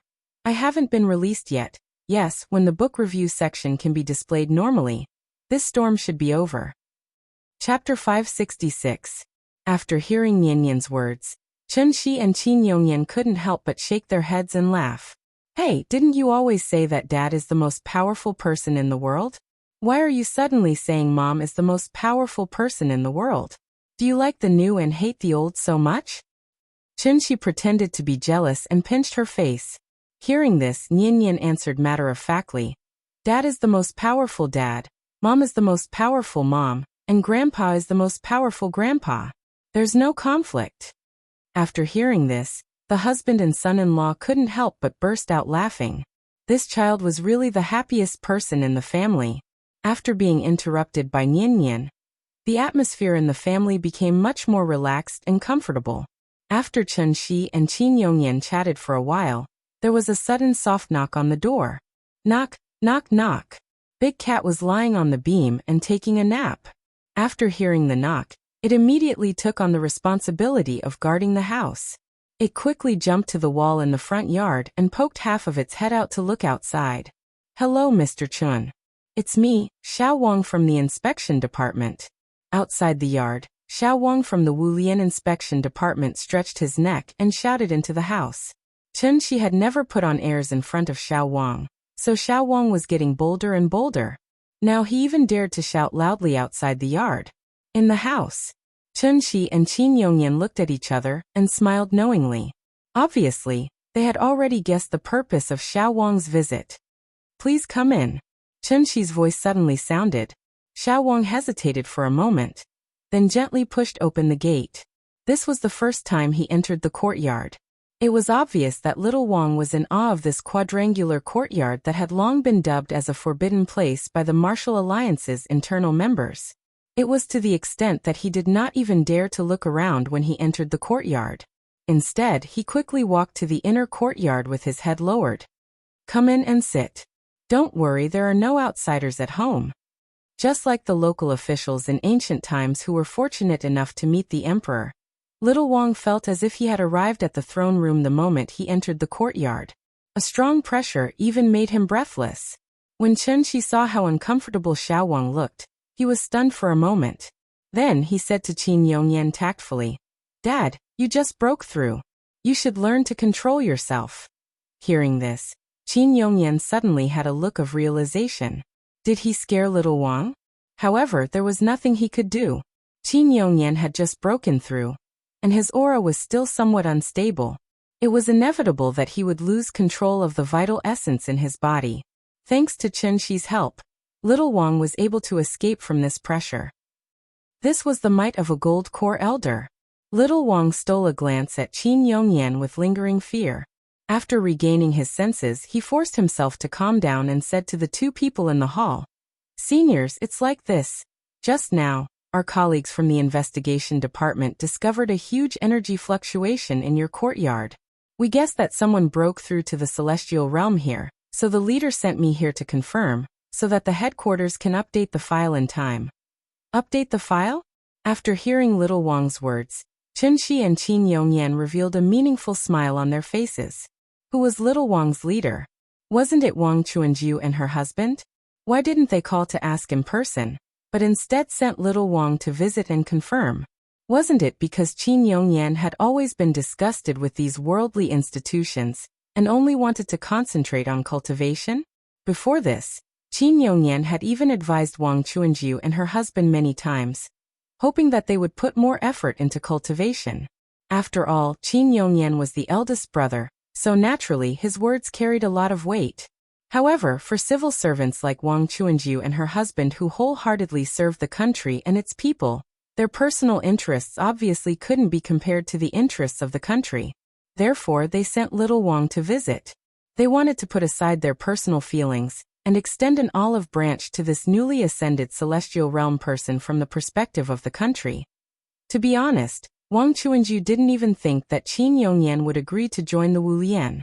The reason she sent little Wang over was just to go through the formalities, to show the Wulian's respect for every powerhouse in the country. However, what Wang Chuanjiu never expected was, after hearing little Wang's words, a playful smile suddenly appeared on Qin Yongyan's face. Other than updating the file, does your leader have any other instructions? Little Wang couldn't help but be stunned. Although he was young, his work ability was still very strong. Therefore, little Wang instantly understood what Qin Yongyan was implying. He hurriedly replied, "Leader also said that she actually has something that she needs your help with. If you're willing to make a trip, she'll definitely personally brew a pot of Longjing tea before the Rain Festival for you. She'll be waiting for you to come." After hearing little Wang's words, Qin Yongyan instantly burst into laughter. "Oh, my sister-in-law. She's already a leader. Why is she still so stingy?" With a smile on his face, Qin Yongyan stood up. Seeing this, little Wang hurriedly stood up and stood aside. He couldn't hide the joy on his face. "Chen Shi, I'm sure you know that your second aunt isn't the kind of person who would visit you for no reason. Your cultivation level is high, so she can't order you around too often. Since I just had a breakthrough, why don't I go over and see if there's anything I can help with and consolidate my current cultivation level? I'll leave the family to you. When Yingying comes out, remember to inform me. When the time comes, I'll call Yongwang and Chuanjiu. Our family should also have a good gathering." After some advice, Qin Yongyan followed little Wang out of the courtyard. Chen Shi held Nianyan's hand and stood behind the door to say goodbye to him. Although Qin Yongyan said that he just wanted to go to Wulian for a cup of tea, he and Chen Shi both knew that this trip would take some time. Although Wang Chuanjiu didn't say it explicitly, her actions had already explained. She should have encountered some problems recently. It couldn't be helped. Who told his sister-in-law to sneak to the Supreme Palace enclosure? Without a powerful fighter like Qin Xueqing, Wang Chuanju's work was naturally difficult, so she needed the help of her family. After all, the people living in this courtyard were a family. Even if Wang Chuanju and her husband didn't come back all year round, their room would always be there. Okay, Dad. After listening to Qin Yongyan's advice, Chunxi nodded silently. To be honest, in Qin Yongyan's words, he actually felt a trace of the warmth of a family. Unlike the small family he and Ying formed, the warmth of a big family was usually impossible to feel. But this gentle and silent warmth was no less than the weight of his and Ying's small family. Thinking about it. Chapter 567. This year's Spring Festival was half a month earlier than previous years. January 24th was New Year's Eve. Therefore, as soon as New Year's Day was over, there was a festive atmosphere in Beijing. Red lanterns were hung on the lampposts by the roadside, and a series of festive decorations such as peach blossoms were placed at the entrance of major shopping malls. It seemed that people wanted to continue the New Year's Day celebration until the Spring Festival. Unfortunately, the New Year's Day holiday was only 3 days, including 2 weekends. For the children who could never have enough fun, such a short holiday was obviously no different from not having a holiday at all. In the blink of an eye, Nian had to carry her backpack and report to school on time. People often say that responsibility makes people grow up. As she grew older and gradually matured, Nian was no longer as playful and willful as before. Since she carried the responsibility of the class leader, she naturally had to set an example. Therefore, while the other students in the class were still immersed in the joy of the holiday, Nian had already come to the classroom and replaced the student on duty to do the work. She wiped the blackboard, swept the floor, took out the trash, set up the tables and chairs. While she was busy, the other students also came to the classroom one after another, but no one took the initiative to help her. In this regard, Nian did not take it to heart. Instead, she continued to huff and puff non-stop. She was the class leader, so she was both the study committee member, the discipline committee member, and the health committee member. If the class leader didn't take the lead, how could the other students believe in her? It could be seen that Nian's prestige was not for nothing. After Nian was busy for a while, the other students also came to the classroom one after another. She stood on the podium and looked around. She only felt that the empty seat in front of her was so dazzling. Li Tangyue hadn't come to school for a long time. The day after Nian gave the pill to Li Tangyue, this fat girl's parents asked for a very long leave on her behalf. Li Tangyue's disappearance didn't cause any commotion. No one laughed at her, and no one excluded her. Other than Nian, no one else would care about this big idiot who was already ostracized. Do you still remember the scene when the whole class shouted, "Li Tangyue, get out of here"? Nian didn't know how Li Tangyue felt at that time, but as a bystander, it was an unforgettable scene. It was also from that day onwards that Nian truly experienced a brand new feeling. The name of this feeling is sorrowful. She felt sad for Li Tangyue's situation, and also sad that she couldn't help others. Don't think that children don't know how to think about life. In fact, their spiritual world is very rich. Happiness, anger, sorrow, joy, sorrow, fear, and worry. They could think, fantasize, quarrel, fall in love, lie, be jealous, and even chase after stars like adults. And only in this way would they be a complete human. As the rest of the students entered the classroom, Li Tangyue's empty seat became more and more conspicuous. And this also cast a shadow over Nian's originally good mood. Her mood suddenly became a little gloomy, so after finishing the work at hand, she directly returned to her seat and spaced out. There were still a few minutes before class started, so most of the students returned to their seats to prepare for class. But at this moment, the skinny monkey suddenly jumped into the classroom from the back door and opened his mouth to shout, "Extra, extra! There's big news again. Do you want to hear it?" The skinny monkey said as he waved the paper in his hand. "Why are you keeping us in suspense? Hurry up. Yeah, hurry up and tell us." As the little smart guy in the class, the skinny monkey liked to go around collecting news, and then bring the news back to the class firsthand to gain the attention of the students. Therefore, When the skinny monkey heard the students' agreement, he suddenly laughed proudly. Dang dang dang dang. Look! This is a love letter from Zhongchen from the next class to our class leader. It's so mushy. Do you want me to read it to you? The first half of the 6th grade semester was coming to an end. In a few more months, everyone present would be able to successfully remove the label of primary school students and become secondary school students. Therefore, some of the precocious children were now even more unscrupulous. According to past experience, it should be a very secretive behavior for elementary school students to send love letters to each other. However, the skinny monkey got the information from somewhere, so his words immediately caused quite a stir in the class. Read it. Hurry up and read it.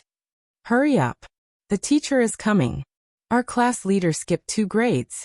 Is Zhongchen an old cow eating young grass? Ha ha ha ha ha.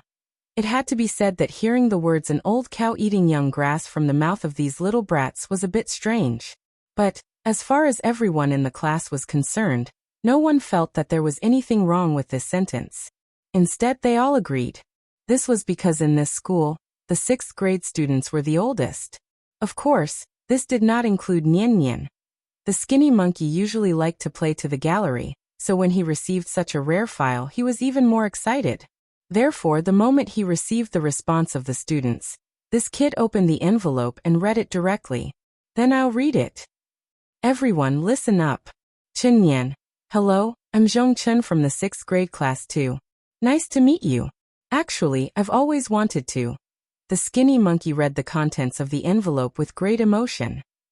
However, he had only just read the beginning of the letter when his voice was suddenly interrupted by a stationery box that was thrown at him. Bang! The stationery box did not hit the skinny monkey.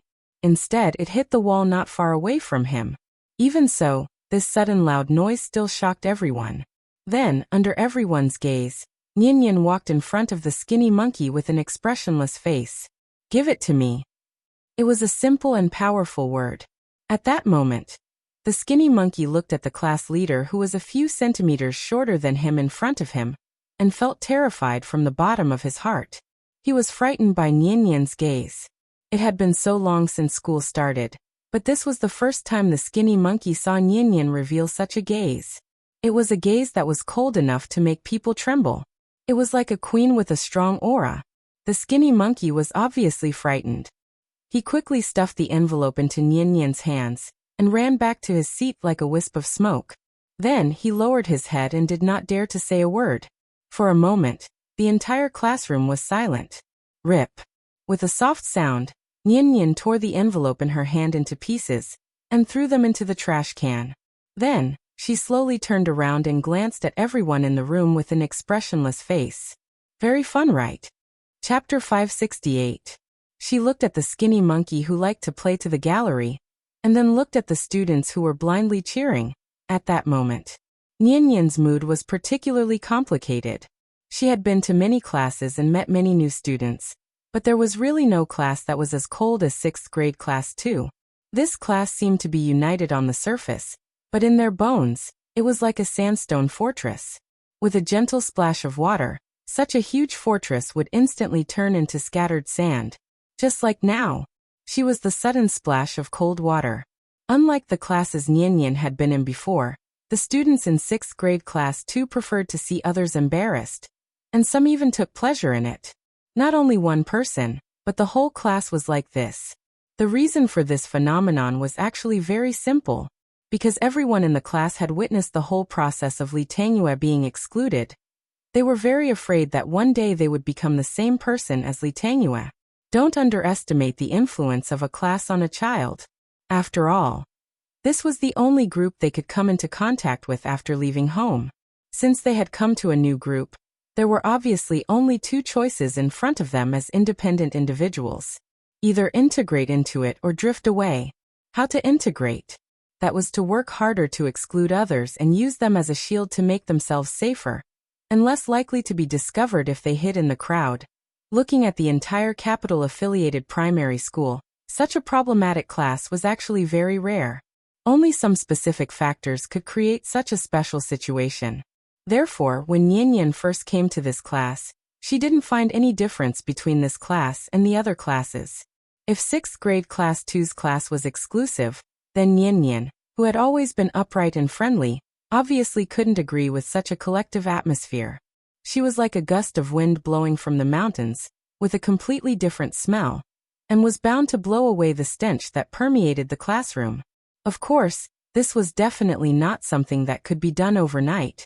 If there had to be a word to describe it, then the word must be influence. Like a preacher, she used her words and actions to influence everyone around her. When they were no longer able to form a group, a new collective will would be born from this. After all, Nian was not Li Tangyue. Although she was young, she was not someone to be bullied. Therefore, when Nian threw a tantrum, the class immediately quieted down. The entire classroom was silent. Because he was afraid that Nian would beat him up, the skinny monkey was so scared that he didn't even dare to raise his head. But the good thing was, Nian tore up the letter in her hand and threw it away. She had no intention of denouncing him. Instead, she silently returned to her seat. There were so many people who liked her, so what was a mere Zhongchun? Regarding this, Nian did not even take it to heart. Perhaps only the students in the class who had never seen the world would find this kind of thing very novel, right? The silence in the classroom did not last long. Soon, a melodious ringtone sounded in the corridor. Now for the morning reading, please turn to page 22, The Story of the Deer and the Wolf. According to the teacher's previous instructions, after the ringtone sounded, Nian picked up the textbook and went directly to the podium. This was already an old rule, so even if the teacher had not arrived yet, the students picked up their textbooks and read aloud with Nian. Roosevelt would never have thought that the wolf he ordered to kill was actually the protector of the forest. It seems cruel for a wolf to eat a deer, but it maintains the stability of the deer population. Accompanied by a burst of neat reading, the teacher quickly walked into the classroom. Everyone, stop for a moment, I have something to announce. As soon as the teacher entered the door, she clapped her hands and directly interrupted the students' morning reading. Seeing this, Nian thought that the teacher was going to use the morning reading time to lecture everyone again.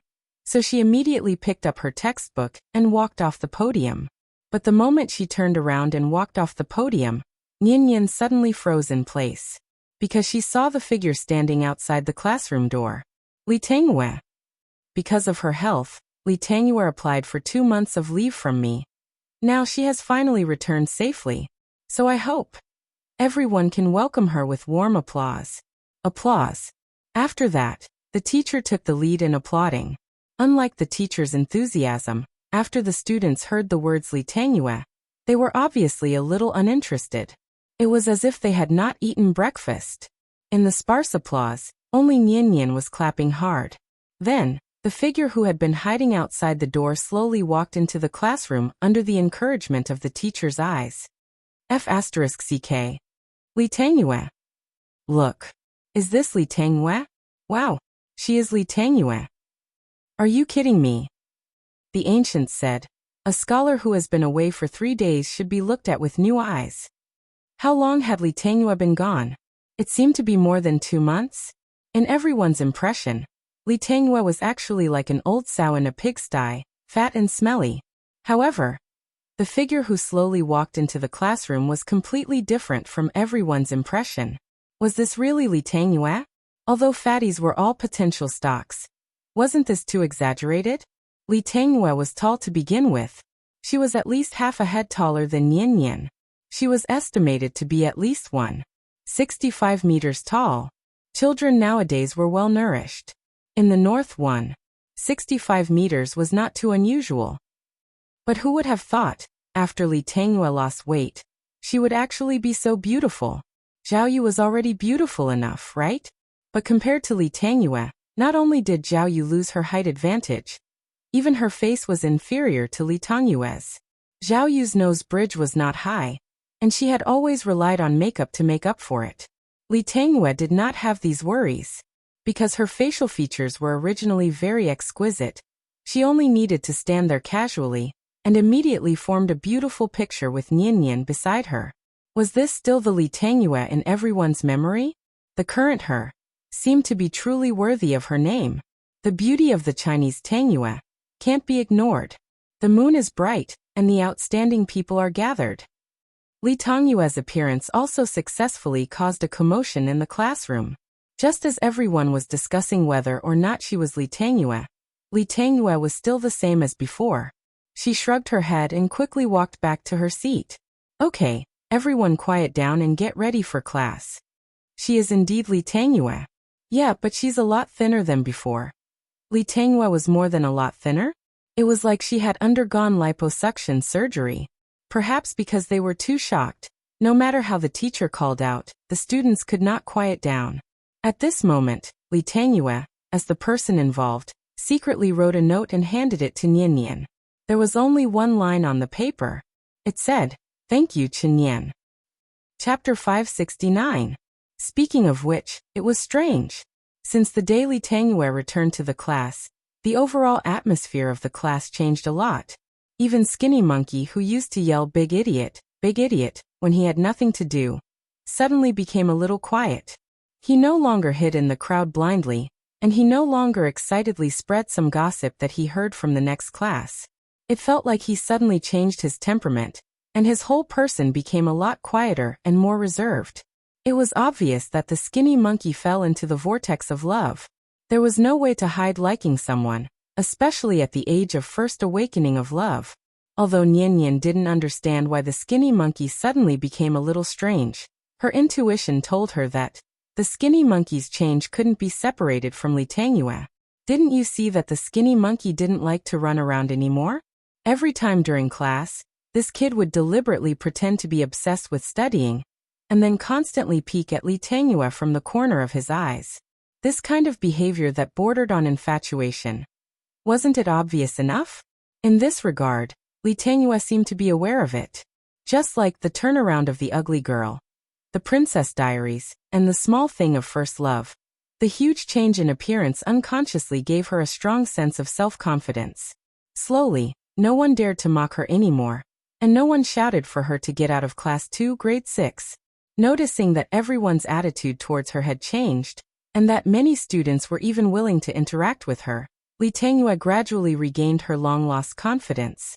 She was no longer hunched like before, and she no longer cowered on the table all day, because she suddenly realized one day, she could be like Nian Nian and Zhao Yu, and become the focus of the boys' secret discussions in the class.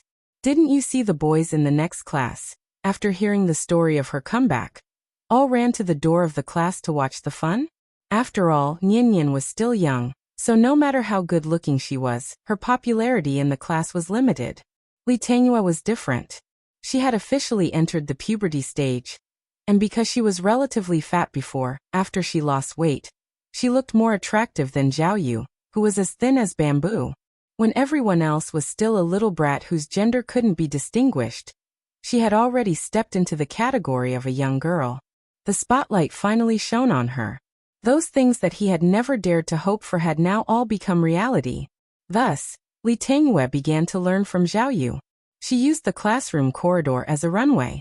Every time she passed by the crowd, her chin was so high. In the past, she was so afraid of being noticed by others. But now, she desperately wanted to be noticed by others. Regarding the various changes in Li Tangyue, Nian Nian was definitely the one who felt it the most. Therefore, while Nian Nian was happy for Li Tangyue, she couldn't help but have a very strange feeling in her heart. Especially on the day of the holidays. After the teacher finished assigning the winter vacation homework and officially announced the start of the holiday, Li Tangyue was the first to stand up. Then she waved goodbye to Nian Nian with a happy face and said, "Chen Nian, see you next semester." After saying that, she left with the few classmates she had recently befriended. Nian Nian silently looked at Li Tangyue's back as she left. Suddenly, she felt a little disappointed, because this scene also made her clearly feel that her relationship with Li Tangyue had become more and more distant. Maybe this was human nature? Everyone had their own personality, and the most important reason why two people could become friends was because they had the same goals and were like-minded. It was precisely because of this that Li Tangyue couldn't become Nian Nian's good friend in the end. Not in the past. Not now either. Regarding this, although Nian Nian felt a little disappointed, she didn't hold a grudge against Li Tangyue because of this. If she didn't want to play with her, then so be it. What's the big deal? While thinking, Nian carried her bag and strode out of the classroom. However, as soon as she walked out of the classroom, she bumped into the two brothers who were rushing over excitedly. Sister. Sister. Grandpa said that we don't have to go back to our hometown this year. We'll stay here with you for the new year. Okay. Although the two brothers were now 3 grades lower than Nian, but in their hearts, Nian would always be their sister. Therefore, as soon as the two brothers appeared, the two of them began to shout loudly in the corridor. This was the 6th grade's territory. How many lower grade students would dare to come up here? Looking at their reckless behavior and the strange gazes of the classmates around her, Nian was stunned for a moment before a bright smile bloomed on her face again. Okay. The last winter vacation of Nian's elementary school life began. After careful calculation, she realized that she only had half a year left of her childhood. Perhaps this was the disadvantage of skipping grades. She was clearly less than 10 years old, but under the influence of the surrounding environment, her mind had become a lot more mature. Just like He Miao, who had been forced to grow taller, Nian would only be as innocent and naive as a child her age when she was with the two brothers. She even felt a little silly, although her childhood was about to end. But the good thing was, this year's winter vacation was not the same as previous years. This was a memorable winter vacation. With the company of the two brothers, the desolation of Shangjing City did not affect Nian's mood. Instead, it made her particularly excited. All day long, she was clamoring to find Wenwen and Mingming to play. From the red brick walls of the Forbidden City to the large courtyard of Prince Gong's mansion. From the magnificent atmosphere of the old summer palace to the lively marketplace of Nanluogu Alley. After she pulled the two brothers and played all the famous scenic spots around Shangjing City, the long-awaited New Year's Eve quietly came again, January 24th. New Year's Eve. Early in the morning, the Sai courtyard ushered in the most lively time of the year. Just as Nian pulled the two brothers to help put up the Spring Festival couplets, Qin Yongyan also brought Qin Yongwang and his wife back to the Sai courtyard. After a while of greetings, Chen Shi, as the host, arranged the seats in the main hall. Of the 3 elders of the Qin family, Gu Lao's family, other than Qin Ruoying, who was still in seclusion, Qin Xueqing, who was far away in outer space, might not be able to make it back in time. Chen Shi did not ask Gu Lao why he did not return to his hometown this year. In any case, as long as Gu Lao was willing, he would naturally open the door to welcome him. Anyway, the more people there were, the livelier it was, right? Chapter 570. This year was a leap year, so there was one more day in February than in previous years. And because of this, it was destined that this year would be completely different from the previous years. The bustle in the courtyard lasted from New Year's Eve to the first day of the new year. The 3 little guys also felt a different new year in this lively atmosphere. There was no doubt that today's bustle would become an indelible memory of their lives. The weather this year should be good. Although it was not yet February, there was no haze of the past when looking up, and the bright sun seemed to silently announce the arrival of the warm spring. This was the so-called New Year. Looking at the 3 little guys in the courtyard who were gradually growing up, the elders could not help but show a sincere smile on their faces. Thinking about it, it was only during such a special festival like the Spring Festival that everyone could find that long-lost pleasure in the bustling atmosphere, right? In the main hall, the elders of the Qin family and Gu Lao were talking happily. In the courtyard, the 3 little guys were jumping up and down playing. The firecrackers of the first day of the new year were non-stop, and the people of the country seemed to be immersed in this happy atmosphere. Only Chen Shi was standing quietly in a daze outside the west wing at this moment. "Dad, what are you thinking about?"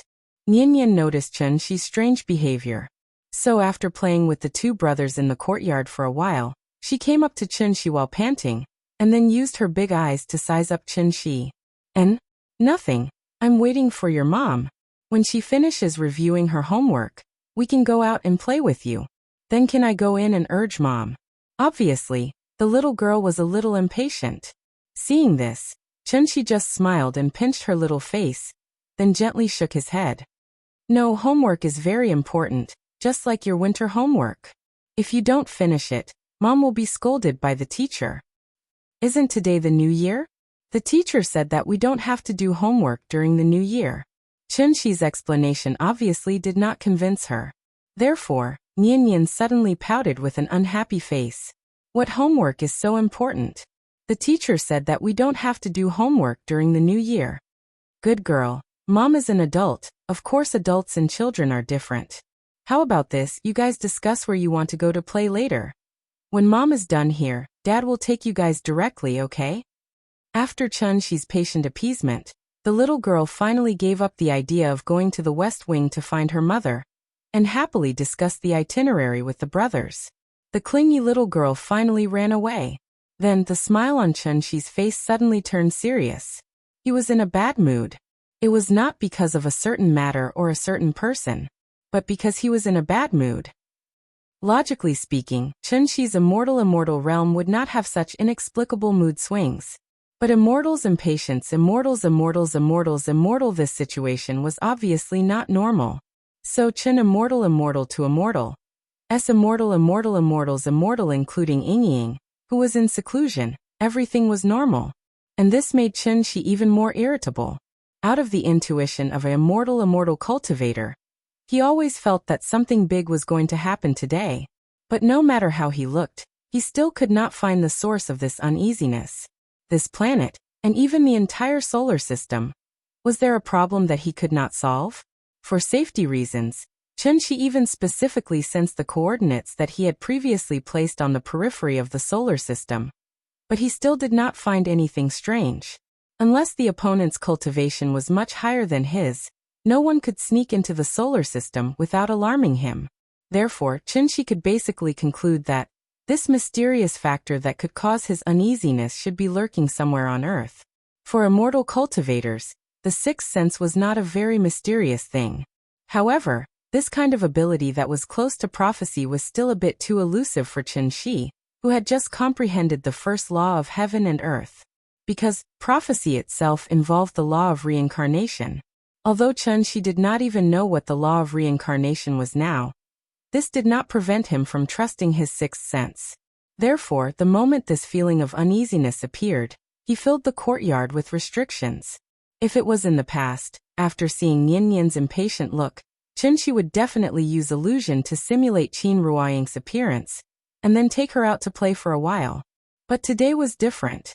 Judging from the signs of the fluctuation of true essence in the West Wing, Qin Ruoying should be trying to break through to the golden core stage, so he must ensure that Yingying was not disturbed by the outside world. Perhaps this was the real reason for his faint uneasiness?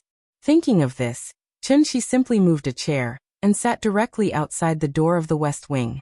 He had to guard until Yingying safely came out of seclusion. For immortal cultivators, breaking through to the golden core stage was actually not difficult, and there was no danger to their lives. Just like forging iron, repeatedly hammering and condensing the illusory core in the body into one, the formation of the golden core would naturally be successful. However, as the fluctuation of true essence in the West Wing became stronger and stronger, Chunxi's frown deepened. He felt that something was wrong, but he could not pinpoint what was wrong. But just as Chunxi was feeling a little uneasy, there was a sudden burst of extremely strong true essence in the West Wing. She broke through. For a moment, not only was Chunxi happy, but even Qin Yongyan subconsciously turned to look at the West Wing. This scene was somewhat familiar. However, due to the limitations of Chunxi's restrictions, Qin Ruoying did not cause a phenomenon in the sky like Qin Yongyan did when she broke through. There was no wind. There was no snow. There was no lightning or thunder. Everything was still so calm. In the entire courtyard, only Chunxi and Qin Yongyan sensed Qin Ruoying's breakthrough. Feeling the gradually calming fluctuation of true essence, Chunxi's face finally revealed a trace of a smile. He only needed to wait for another half an hour. After Yingying adjusted her breath and adapted to her current state, she should be able to officially come out of seclusion and show herself. Thinking of this, Chunxi stood up and waved at Nian, ready to ask her where she wanted to go later. But at this moment, an unexpected burst of true essence suddenly lifted the roof of the West Wing, instantly breaking through the layers of restrictions that Chunxi had set up. It soared into the sky, straight into the clouds. Then, in front of Nian's stunned expression, A navy blue lotus gradually rose from the roof of the west wing.